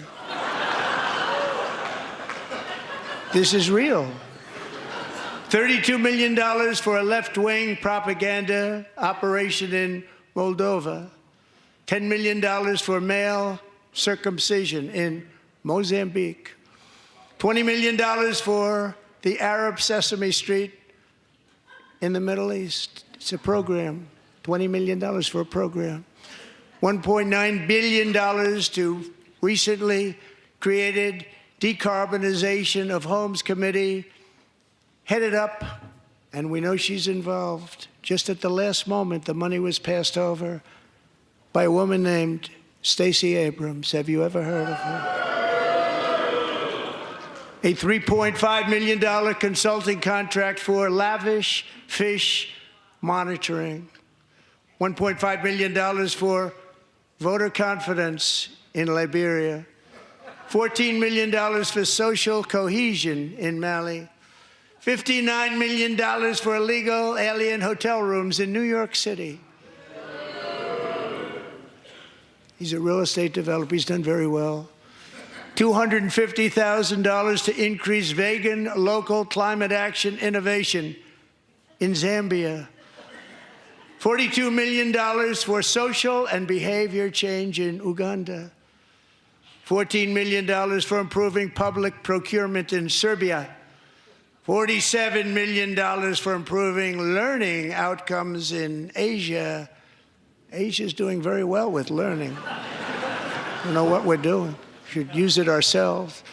And $101 million for DEI contracts at the Department of Education, the most ever paid, nothing even like it. Under the Trump administration, all of these scams, and they're far worse, but I didn't think it was appropriate to talk about them. They're so bad. Many more have been found out and exposed and swiftly terminated by a group of very intelligent, mostly young people, headed up by Elon, and we appreciate it. We found hundreds of billions of dollars of fraud.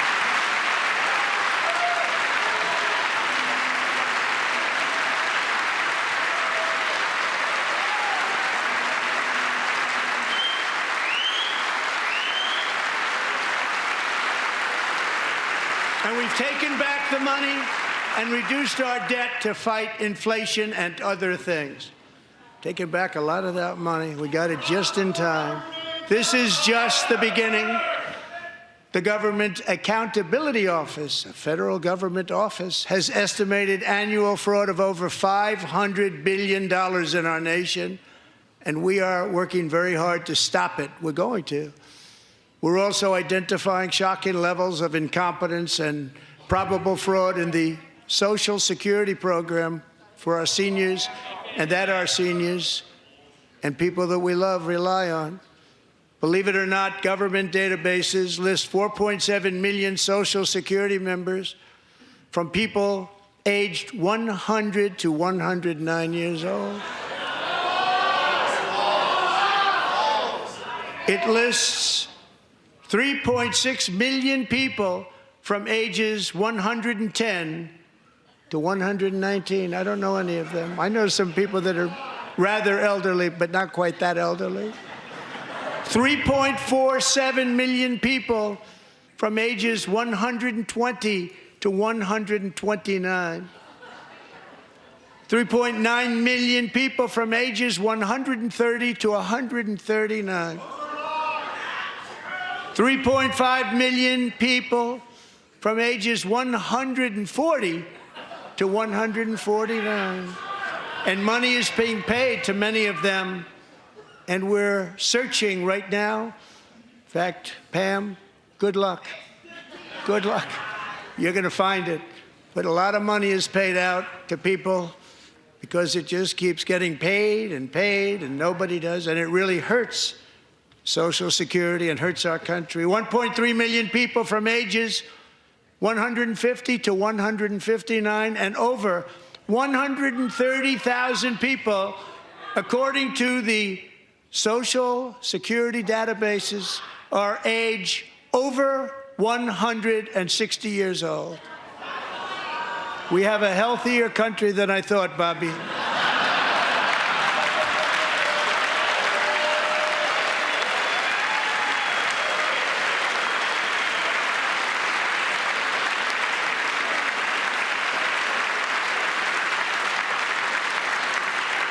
Including, to finish, 1,039 people between the ages of 220 and 229, one person between the age of 240 and 249, and one person is listed at 360 years of age. More than 100 years older than our country. But we're going to find out where that money's going, and it's not going to be pretty. By slashing all of the fraud, waste, and theft we can find, we will defeat inflation, bring down mortgage rates, lower car payments and grocery prices, protect our seniors, and put more money in the pockets of American families.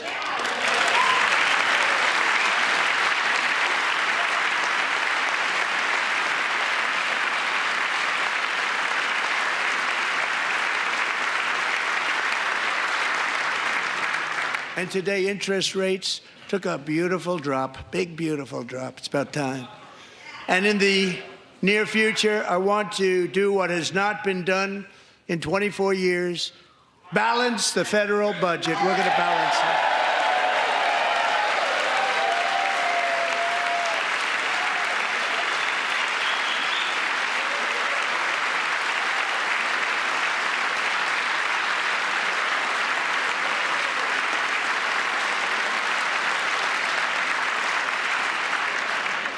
With that goal in mind, we have developed in great detail what we are calling the Gold Card, which goes on sale very, very soon. For $5 million, we will allow the most successful job-creating people from all over the world to buy a path to U.S. citizenship. It's like the green card, but better and more sophisticated. And these people will have to pay tax in our country. They won't have to pay tax from where they came. The money that they've made, you wouldn't want to do that, but they have to pay tax, create jobs. They'll also be taking people out of colleges and paying for them so that we can keep them in our country instead of having them being forced out. Number one, at the top school, as an example, being forced out and not being allowed to stay and create tremendous numbers of jobs and great success for a company out there. So while we take out the criminals, killers, traffickers, and child predators who are allowed to enter our country under the open border policy of these people, the Democrats, the Biden administration, the open border insane policies that you've allowed to destroy our country. We will now bring in brilliant, hardworking, job-creating people.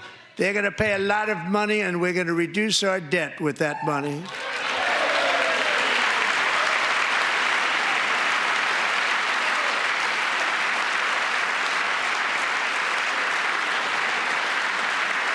Americans have given us a mandate for bold and profound change. For nearly 100 years, the federal bureaucracy has grown until it has crushed our freedoms, ballooned our deficits, and held back America's potential in every possible way. The nation founded by pioneers and risk takers now drowns under millions and millions of pages of regulations and debt. Approvals that should take 10 days to get instead take 10 years, 15 years, and even 20 years before you're rejected. Meanwhile, we have hundreds of thousands of federal workers who have not been showing up to work. My administration will reclaim power from this unaccountable bureaucracy, and we will restore true democracy to America again.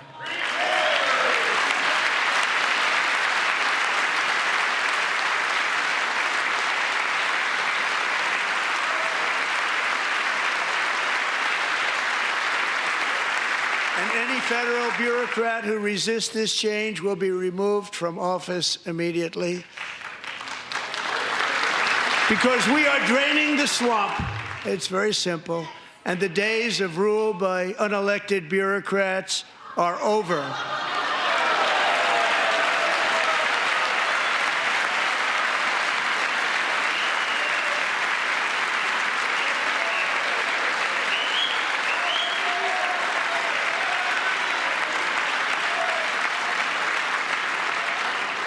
And the next phase of our plan to deliver the greatest economy in history is for this Congress to pass tax cuts for everybody. They're in there. They're waiting for you to vote. And I'm sure that the people on my right, I don't mean the Republican right, but my right here, I'm sure you're going to vote for those tax cuts, because otherwise I don't believe the people will ever vote you into office. So I'm doing you a big favor by telling you that. But I know this group is going to be voting for the tax.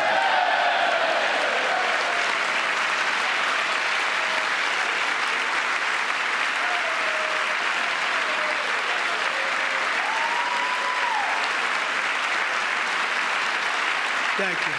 It's a very, very big part of our plan. We had tremendous success in our first term with it. A very big part of our plan. We're seeking permanent income tax cuts all across the board.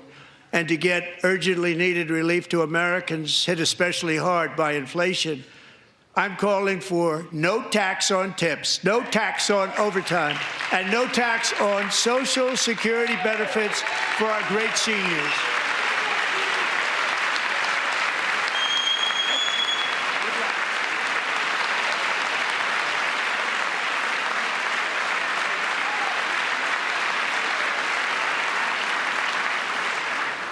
And I also want to make interest payments on car loans tax deductible, but only if the car is made in America.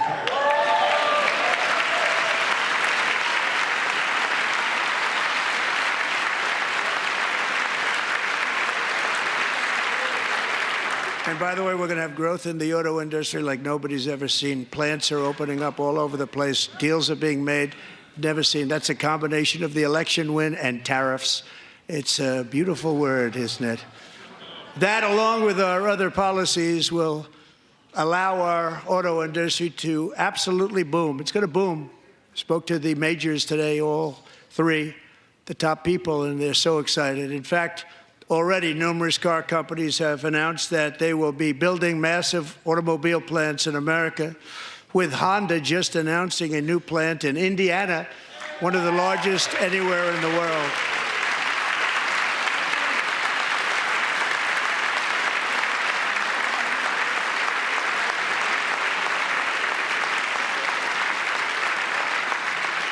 And this has taken place since our great victory on November 5th, a date which will hopefully go down as one of the most important in the history of our country.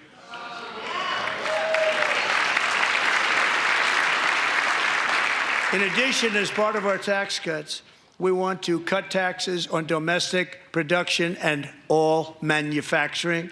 And just as we did before, we will provide 100% expensing. It will be retroactive to January 20th, 2025. And it was one of the main reasons why our tax cuts were so successful in our first term, giving us the most successful economy in the history of our country, first term.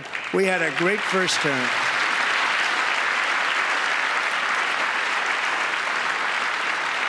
If you don't make your product in America, however, under the Trump administration, you will pay a tariff, and in some cases, a rather large one. Other countries have used tariffs against us for decades, and now it's our turn to start using them against those other countries. On average, the European Union, China, Brazil, India, Mexico, and Canada, have you heard of them? And countless other nations charge us tremendously higher tariffs than we charge them. It's very unfair. India charges us auto tariffs higher than 100%. China's average tariff on our products is twice what we charge them. And South Korea's average tariff is 4 times higher. Think of that, 4 times higher. And we give so much help militarily and in so many other ways to South Korea. But that's what happens. This is happening by friend and foe. This system is not fair to the United States and never was. And so on April 2nd, I wanted to make it April 1st, but I didn't want to be accused of April Fool's Day. That's not, just one day cost us a lot of money.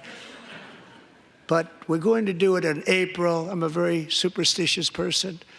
April 2nd, reciprocal tariffs kick in. And whatever they tariff us, other countries, we will tariff them. That's reciprocal, back and forth. Whatever they tax us, we will tax them. If they do non-monetary tariffs to keep us out of their market, then we will do non-monetary barriers to keep them out of our market. There's a lot of that, too. They don't even allow us in their market. We will take in trillions and trillions of dollars and create jobs like we have never seen before. I did it with China, and I did it with others, and the Biden administration couldn't do anything about it because there was so much money they couldn't do anything about it.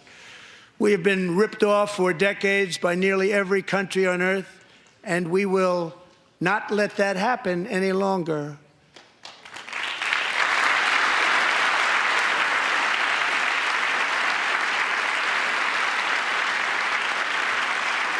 Much has been said over the last 3 months about Mexico and Canada, but we have very large deficits with both of them. But even more importantly, they've allowed fentanyl to come into our country at levels never seen before, killing hundreds of thousands of our citizens and many very young, beautiful people, destroying families.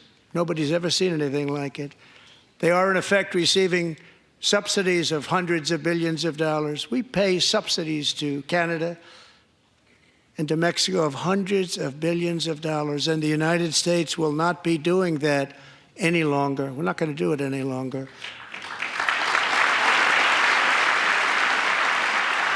Thanks to our America First policies we're putting into place, we have had $1.7 trillion of new investment in America in just the past few weeks.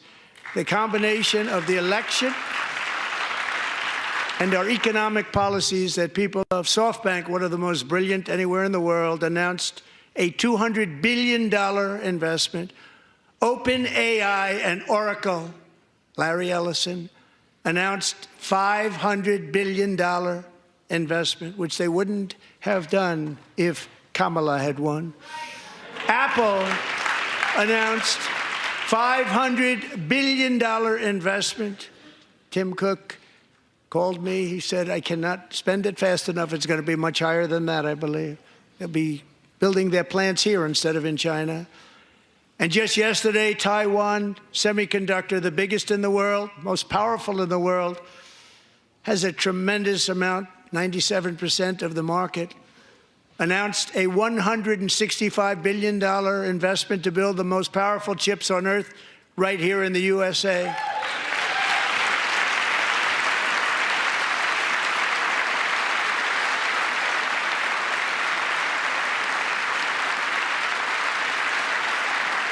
And we're not giving them any money. Your CHIPS Act is a horrible, horrible thing. We give hundreds of billions of dollars, and it doesn't mean a thing. They take our money and they don't spend it.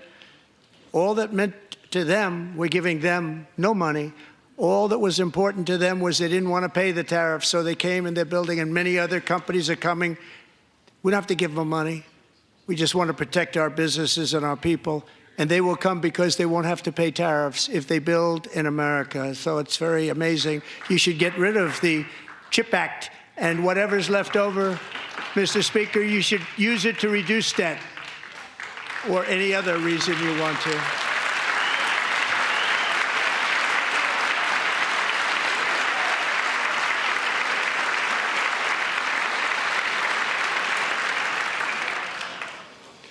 Our new trade policy will also be great for the American farmer. I love the farmer. Who will now be selling into our home market, the USA, because nobody is going to be able to compete with you.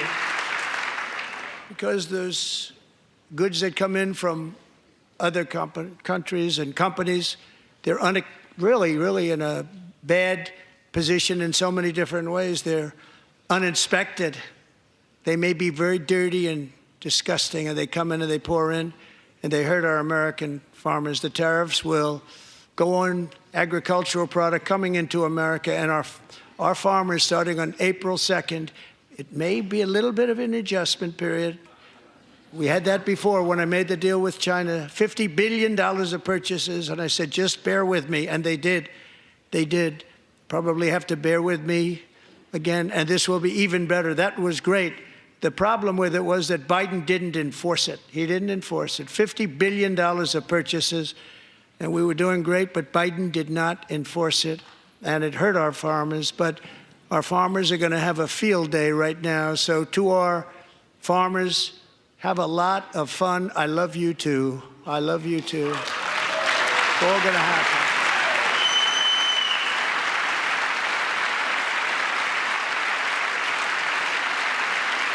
And I have also imposed a 25% tariff on foreign aluminum, copper, lumber, and steel, because if we don't have, as an example, steel and lots of other things, we don't have a military, and frankly, we just won't have a country very long.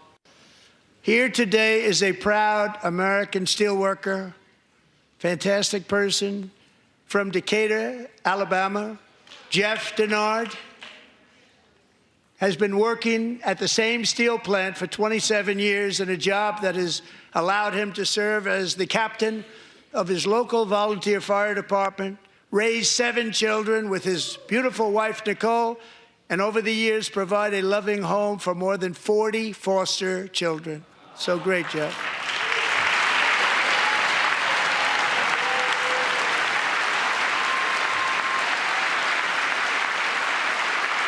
Thank you. Thank you, Jeff.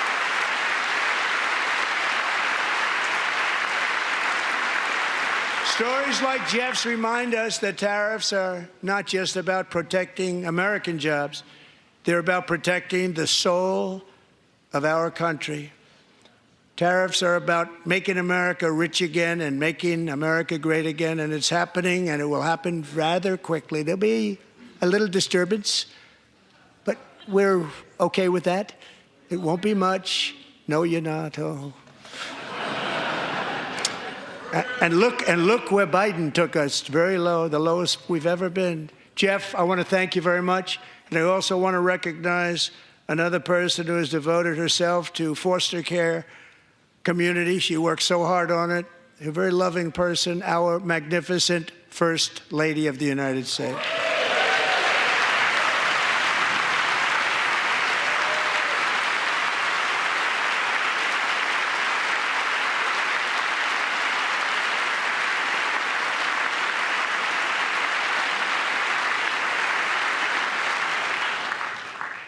Melania's work has yielded incredible results, helping prepare our nation's future leaders as they enter the workforce. Our First Lady is joined by 2 impressive young women, very impressive. Haley Ferguson, who benefited from the First Lady's Fostering the Future initiative and is poised to complete her education and become a teacher. And Elliston Berry, who became a victim of an illicit deepfake image produced by a peer. With Elliston's help, the Senate just passed the Take It Down Act, and this is so important. Thank you very much, John. John Thune, thank you. Stand up, John. Thank you, John.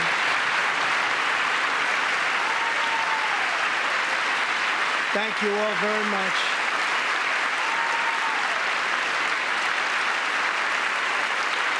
Thank you.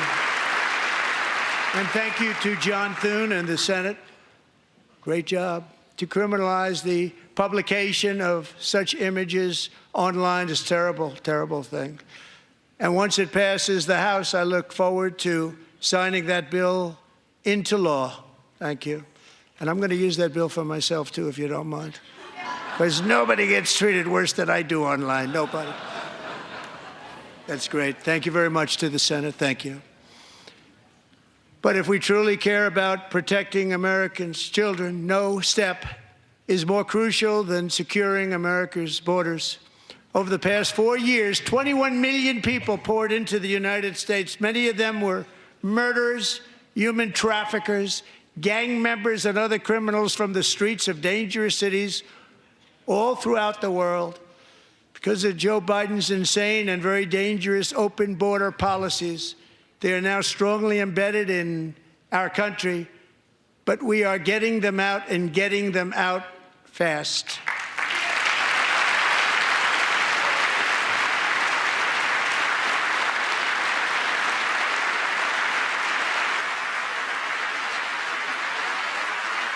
And I want to thank Tom Homan and Christy. I want to thank you and Paul of Border Patrol.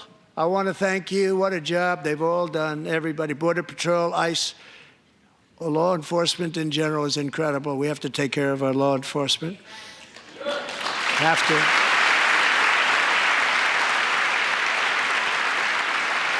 Last year,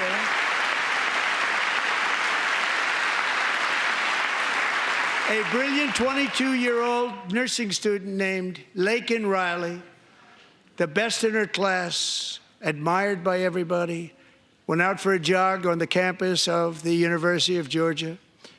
That morning, Laken was viciously attacked, assaulted, beaten, brutalized, and horrifically murdered.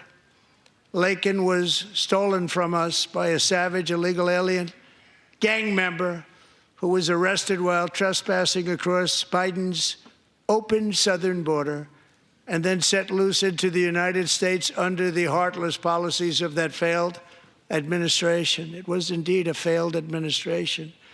He had then been arrested and released in a Democrat-run sanctuary city, a disaster, before ending the life of this beautiful young angel. With us this evening are Laken's beloved mother, Allison, and her sister, Lauren.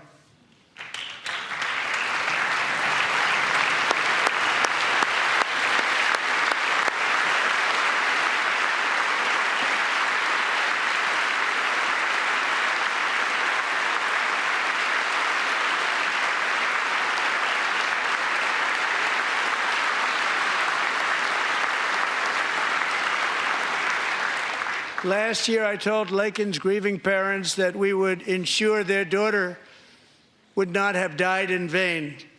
That's why the very first bill I signed into law as your 47th president mandates the detention of all dangerous criminal aliens who threaten public safety. It's a very strong, powerful act.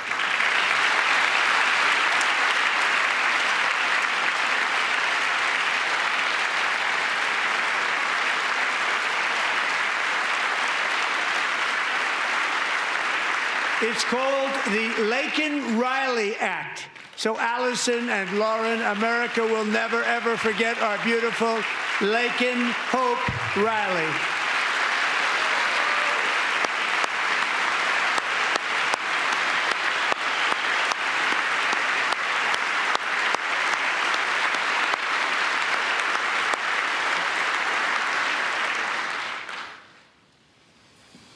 Thank you very much. Since taking office, my administration has launched the most sweeping border and immigration crackdown in American history, and we quickly achieved the lowest numbers of illegal border crossers ever recorded. Thank you.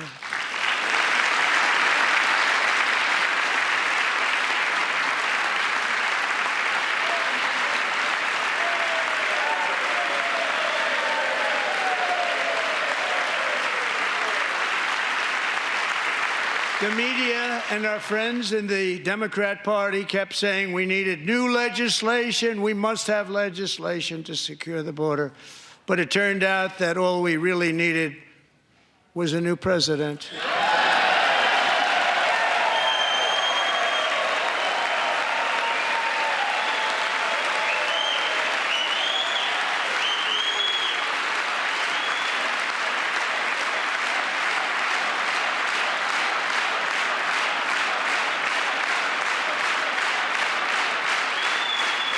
Thank you.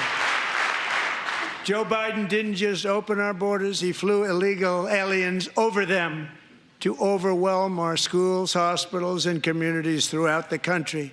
Entire towns like Aurora, Colorado, and Springfield, Ohio, buckled under the weight of the migrant occupation and corruption like nobody's ever seen before. Beautiful towns destroyed. Now, just as I promised in my inaugural address, we are achieving the great liberation of America.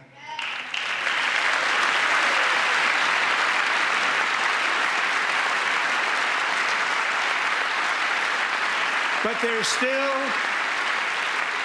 is much work to be done. Here tonight is a woman I have gotten to know, Alexis Nungari from Houston. Wonderful woman. Last June, Alexis's 12-year-old daughter, her precious Jocelyn, walked to a nearby convenience store. She was kidnapped, tied up, assaulted for 2 hours under a bridge, and horrifically murdered. Arrested and charged with this heinous crime are 2 illegal alien monsters from Venezuela, released into America by the last administration through their ridiculous open border. The death of this beautiful 12-year-old girl and the agony of her mother and family touched our entire nation greatly. Alexis, I promised that we would always remember your daughter, your magnificent daughter, and earlier tonight I signed an order keeping my word to you. One thing I have learned about Jocelyn is that she loved animals so much. She loved nature. Across Galveston Bay, from where Jocelyn lived in Houston, you will find a magnificent national wildlife refuge, a pristine, peaceful, 34,000-acre sanctuary for all of God's creatures on the edge of the Gulf of America. Alexis, moments ago, I formally renamed that refuge in loving memory of your beautiful daughter, Jocelyn. So, Mr. Vice President, if you would, may I have the order?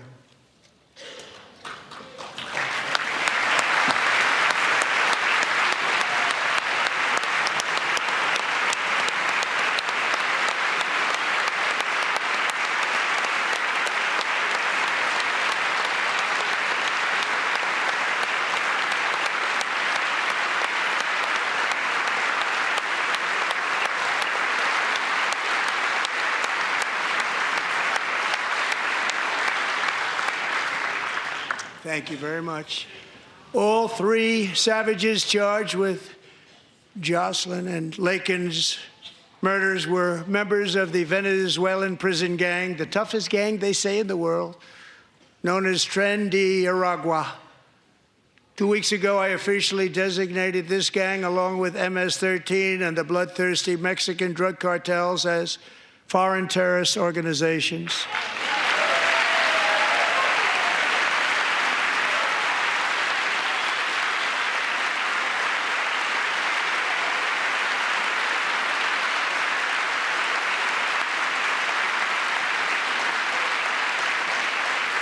They are now officially in the same category as ISIS, and that's not good for them. Countless thousands of these terrorists were welcomed into the U.S. by the Biden administration. But now every last one will be rounded up and forcibly removed from our country, or, if they're too dangerous, put in jails, standing trial in this country, because we don't want them to come back ever. With us this evening is a warrior on the front lines of that battle, Border Patrol Agent Roberto Ortiz. Great guy.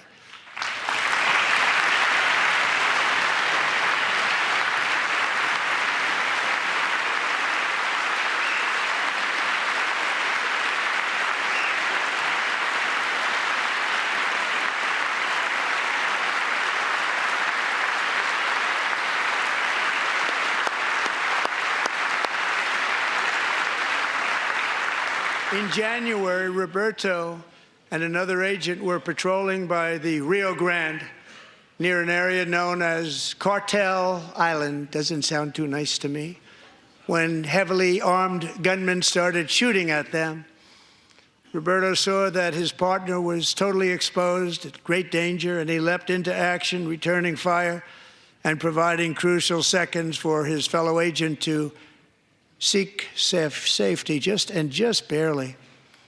I have some of the prints of that event, and it was not good. Agent Ortiz, we salute you for your great courage and for your line of fire that you took and for the bravery that you showed. We honor you, and we will always honor you. Thank you, Roberto, very much.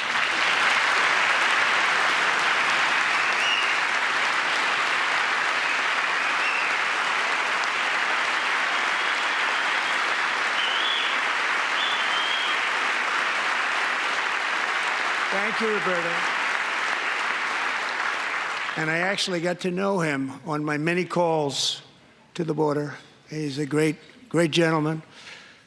The territory to the immediate south of our border is now dominated entirely by criminal cartels that murder, rape, torture, and exercise total control. They have total control over a whole nation, posing a grave threat to our national security. The cartels are waging war on America, and it's time for America to wage war on the cartels, which we are doing.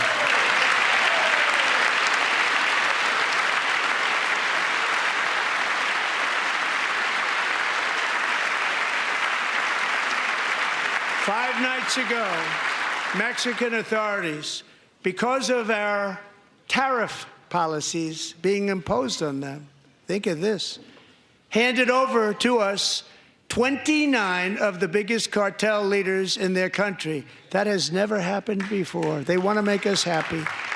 First time ever. But we need Mexico and Canada to do much more than they've done, and they have to stop the fentanyl and drugs pouring into the USA. They're going to stop it. I have sent Congress a detailed funding request laying out exactly how we will eliminate these threats to protect our homeland and complete the largest deportation operation in American history, larger even than current record holder, President Dwight D. Eisenhower, a moderate man, but someone who believed very strongly in borders.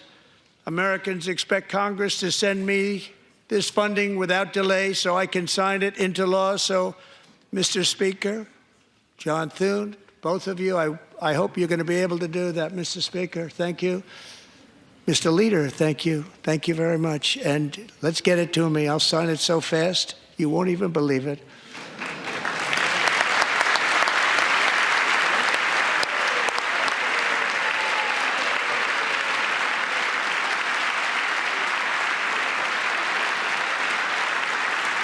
And as we reclaim our sovereignty, we must also bring back law and order to our cities and towns.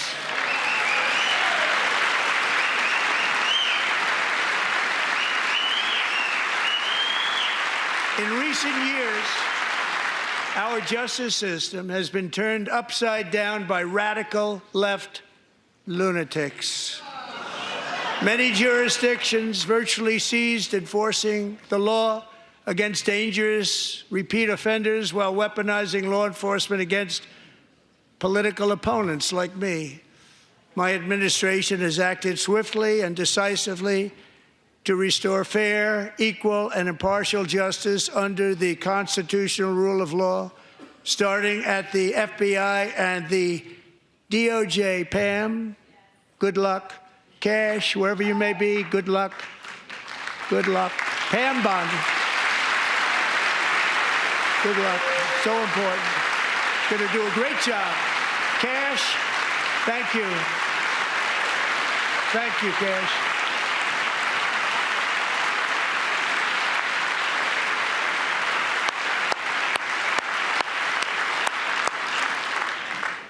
They've already started very strong. They're going to do a fantastic job. You're going to be very proud of them.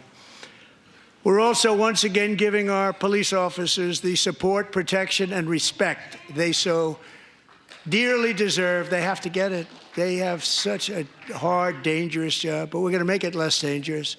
The problem is the bad guys don't respect the law, but they're starting to respect it, and they soon will respect it. This also includes our great fire departments throughout the country. Our firemen and women are unbelievable people, and we'll never forget them. And besides that, they voted for me in record numbers, so I have no choice.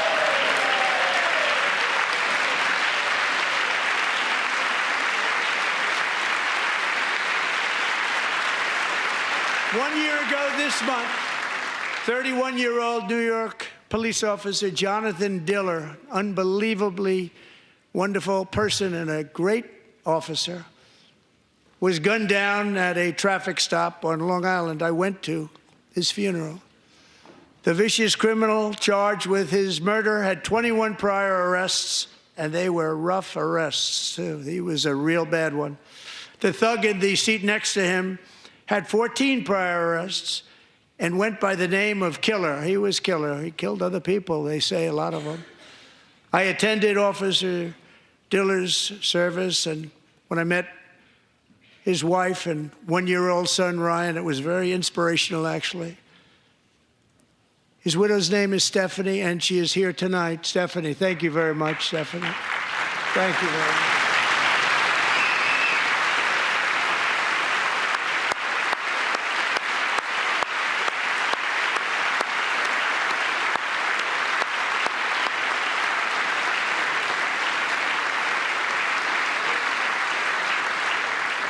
Stephanie, we're going to make sure that Ryan knows his dad was a true hero, New York's finest, and we're going to get these cold-blooded killers and repeat offenders off our streets, and we're going to do it fast.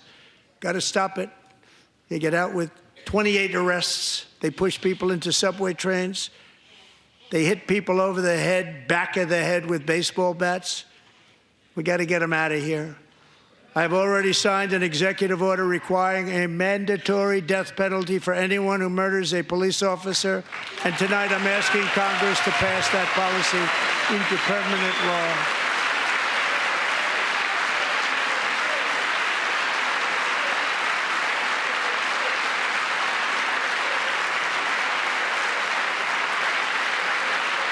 I'm also asking for a new crime bill getting tough on repeat offenders while enhancing protections for America's police officers so they can do their jobs without fear of their lives being totally destroyed. They don't want to be killed. We're not going to let them be killed. Joining us in the gallery tonight is a young man who truly loves our police. His name is DJ Daniel. He is 13 years old, and he has always dreamed of becoming a police officer.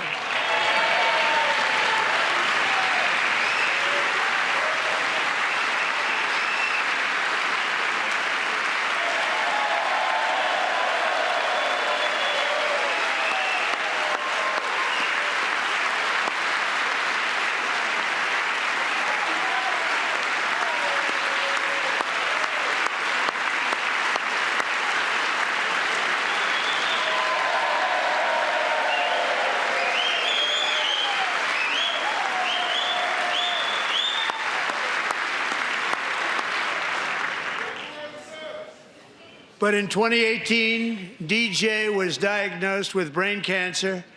The doctors gave him 5 months at most to live. That was more than 6 years ago.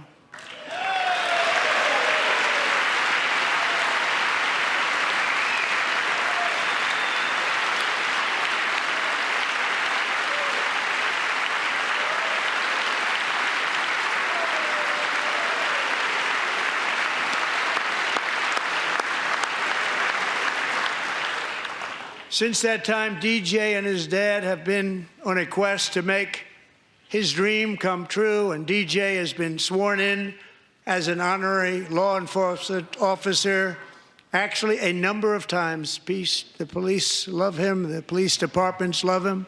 And tonight, DJ, we're going to do you the biggest honor of them all. I am asking our new Secret Service Director, Sean Curran, to officially make you an agent of the United States Secret Service.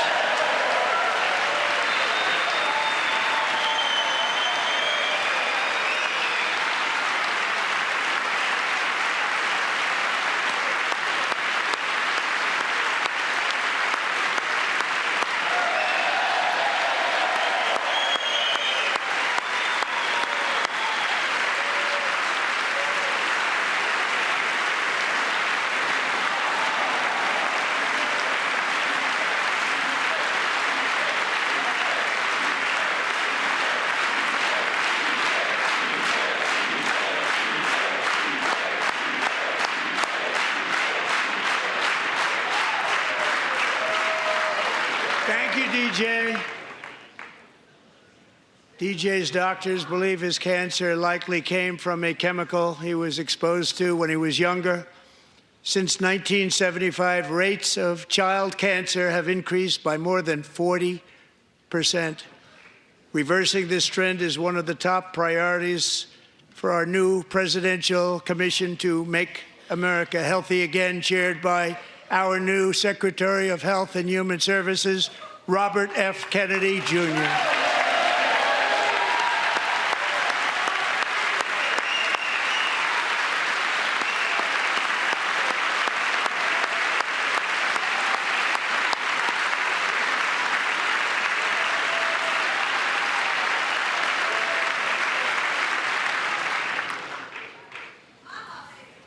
With the name Kennedy, you would have thought everybody over here would have been cheering. How quickly they forget.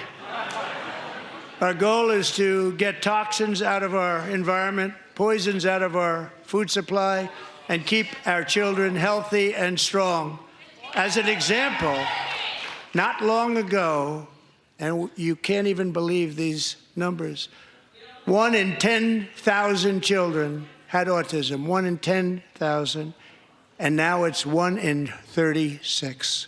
There's something wrong. 1 in 36. Think of that. So we're going to find out what it is, and there's nobody better than Bobby and all of the people that are working with you. You have the best to figure out what is going on. Okay, Bobby? Good luck. It's a very important job. Thank you.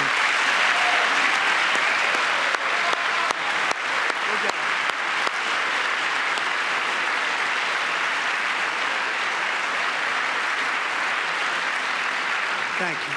My administration is also working to protect our children from toxic ideologies in our schools. A few years ago, January Littlejohn and her husband discovered that their daughter's school had secretly socially transitioned their 13-year-old little girl. Teachers and administrators conspired to deceive January and her husband while encouraging her daughter to use a new name and pronouns.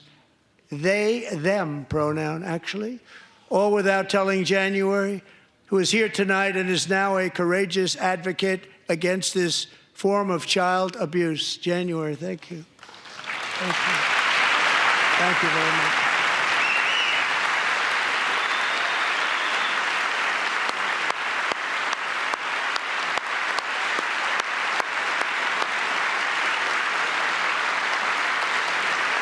Thank you. Stories like this are why, shortly after taking office, I signed an executive order banning public schools from indoctrinating our children with transgender ideology.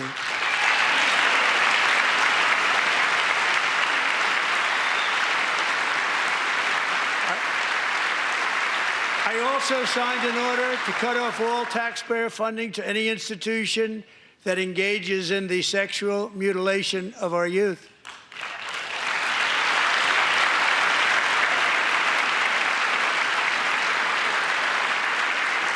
And now I want Congress to pass a bill permanently banning and criminalizing sex changes on children and forever ending the lie that any child is trapped in the wrong body. This is a big lie.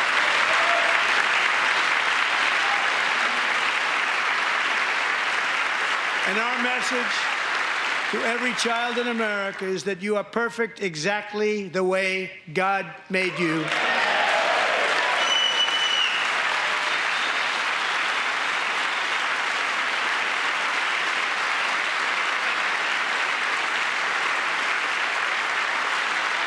Because we're getting wokeness out of our schools and out of our military, and it's already out, and it's out of our society. We don't want it. Wokeness is trouble. Wokeness is bad. It's gone. It's gone. And we feel so much better for it, don't we? Don't we feel better? Our service members won't be activists and ideologues. They will be fighters and warriors. They will fight for our country. And Pete, congratulations. Secretary of Defense, congratulations.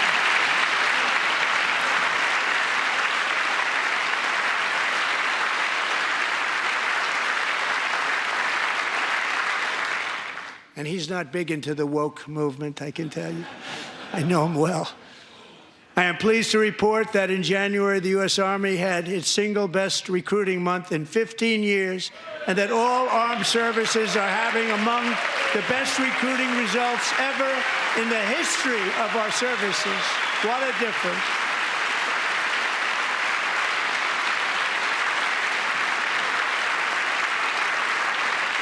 And you know, it was just a few months ago where the results were exactly the opposite. We couldn't recruit anywhere. We couldn't recruit. Now we're having the best results just about that we've ever had. What a tremendous turnaround. It's really a beautiful thing to see. People love our country again. It's very simple. They love our country, and they love being in our military again. So it's a great thing, and thank you very much. Great job. Thank you.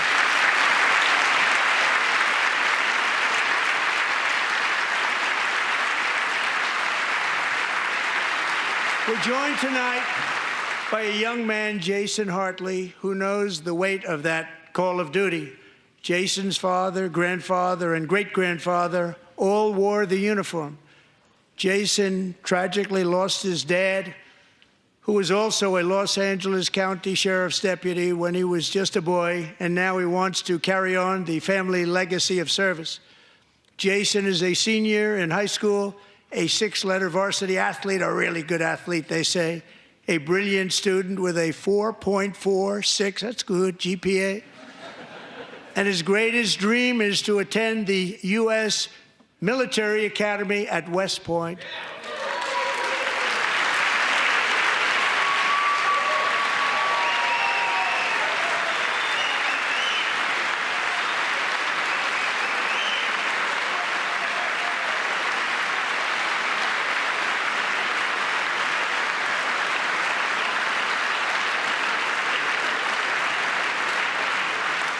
And Jason, that's a very big deal getting in. That's a hard one to get into. But I'm pleased to inform you that your application has been accepted. You will soon be joining the Corps of Cadets.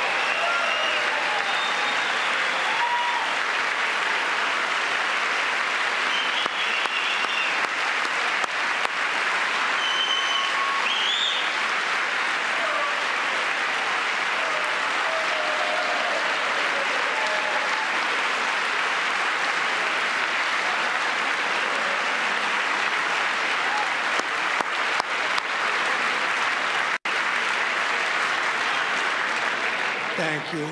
Jason, you're going to be on the long gray line, Jason. As Commander-in-Chief, my focus is on building the most powerful military of the future. As a first step, I'm asking Congress to fund a state-of-the-art Golden Dome missile defense shield to protect our homeland, all made in the USA.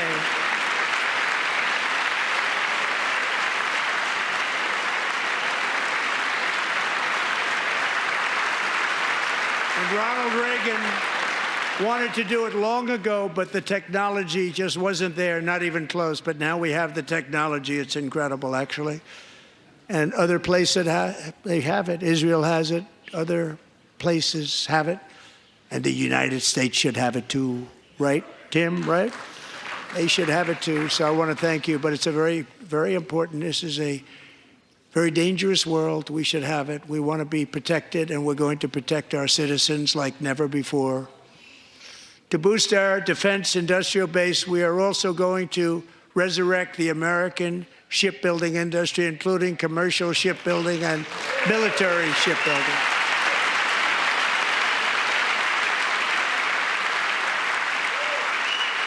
And for that purpose, I am announcing tonight that we will create a new Office of Shipbuilding in the White House and offer special tax incentives to bring this industry home to America where it belongs. We used to make so many ships.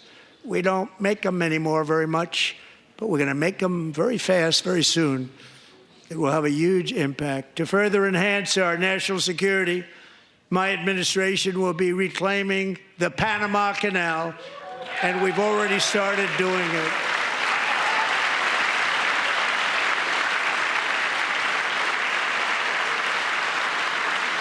Just today, a large American company announced they are buying both ports around the Panama Canal and lots of other things having to do with the Panama Canal and a couple of other canals. The Panama Canal was built by Americans for Americans, not for others, but others could use it. But it was built at tremendous cost of American blood and treasure. 38,000 workers died building the Panama Canal.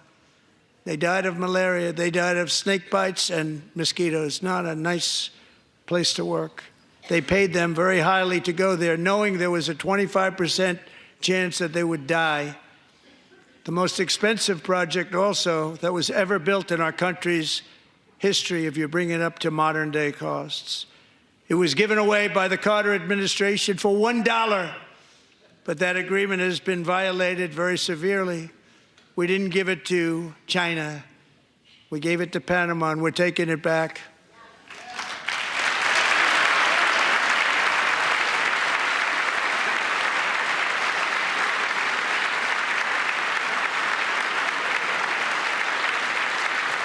And we have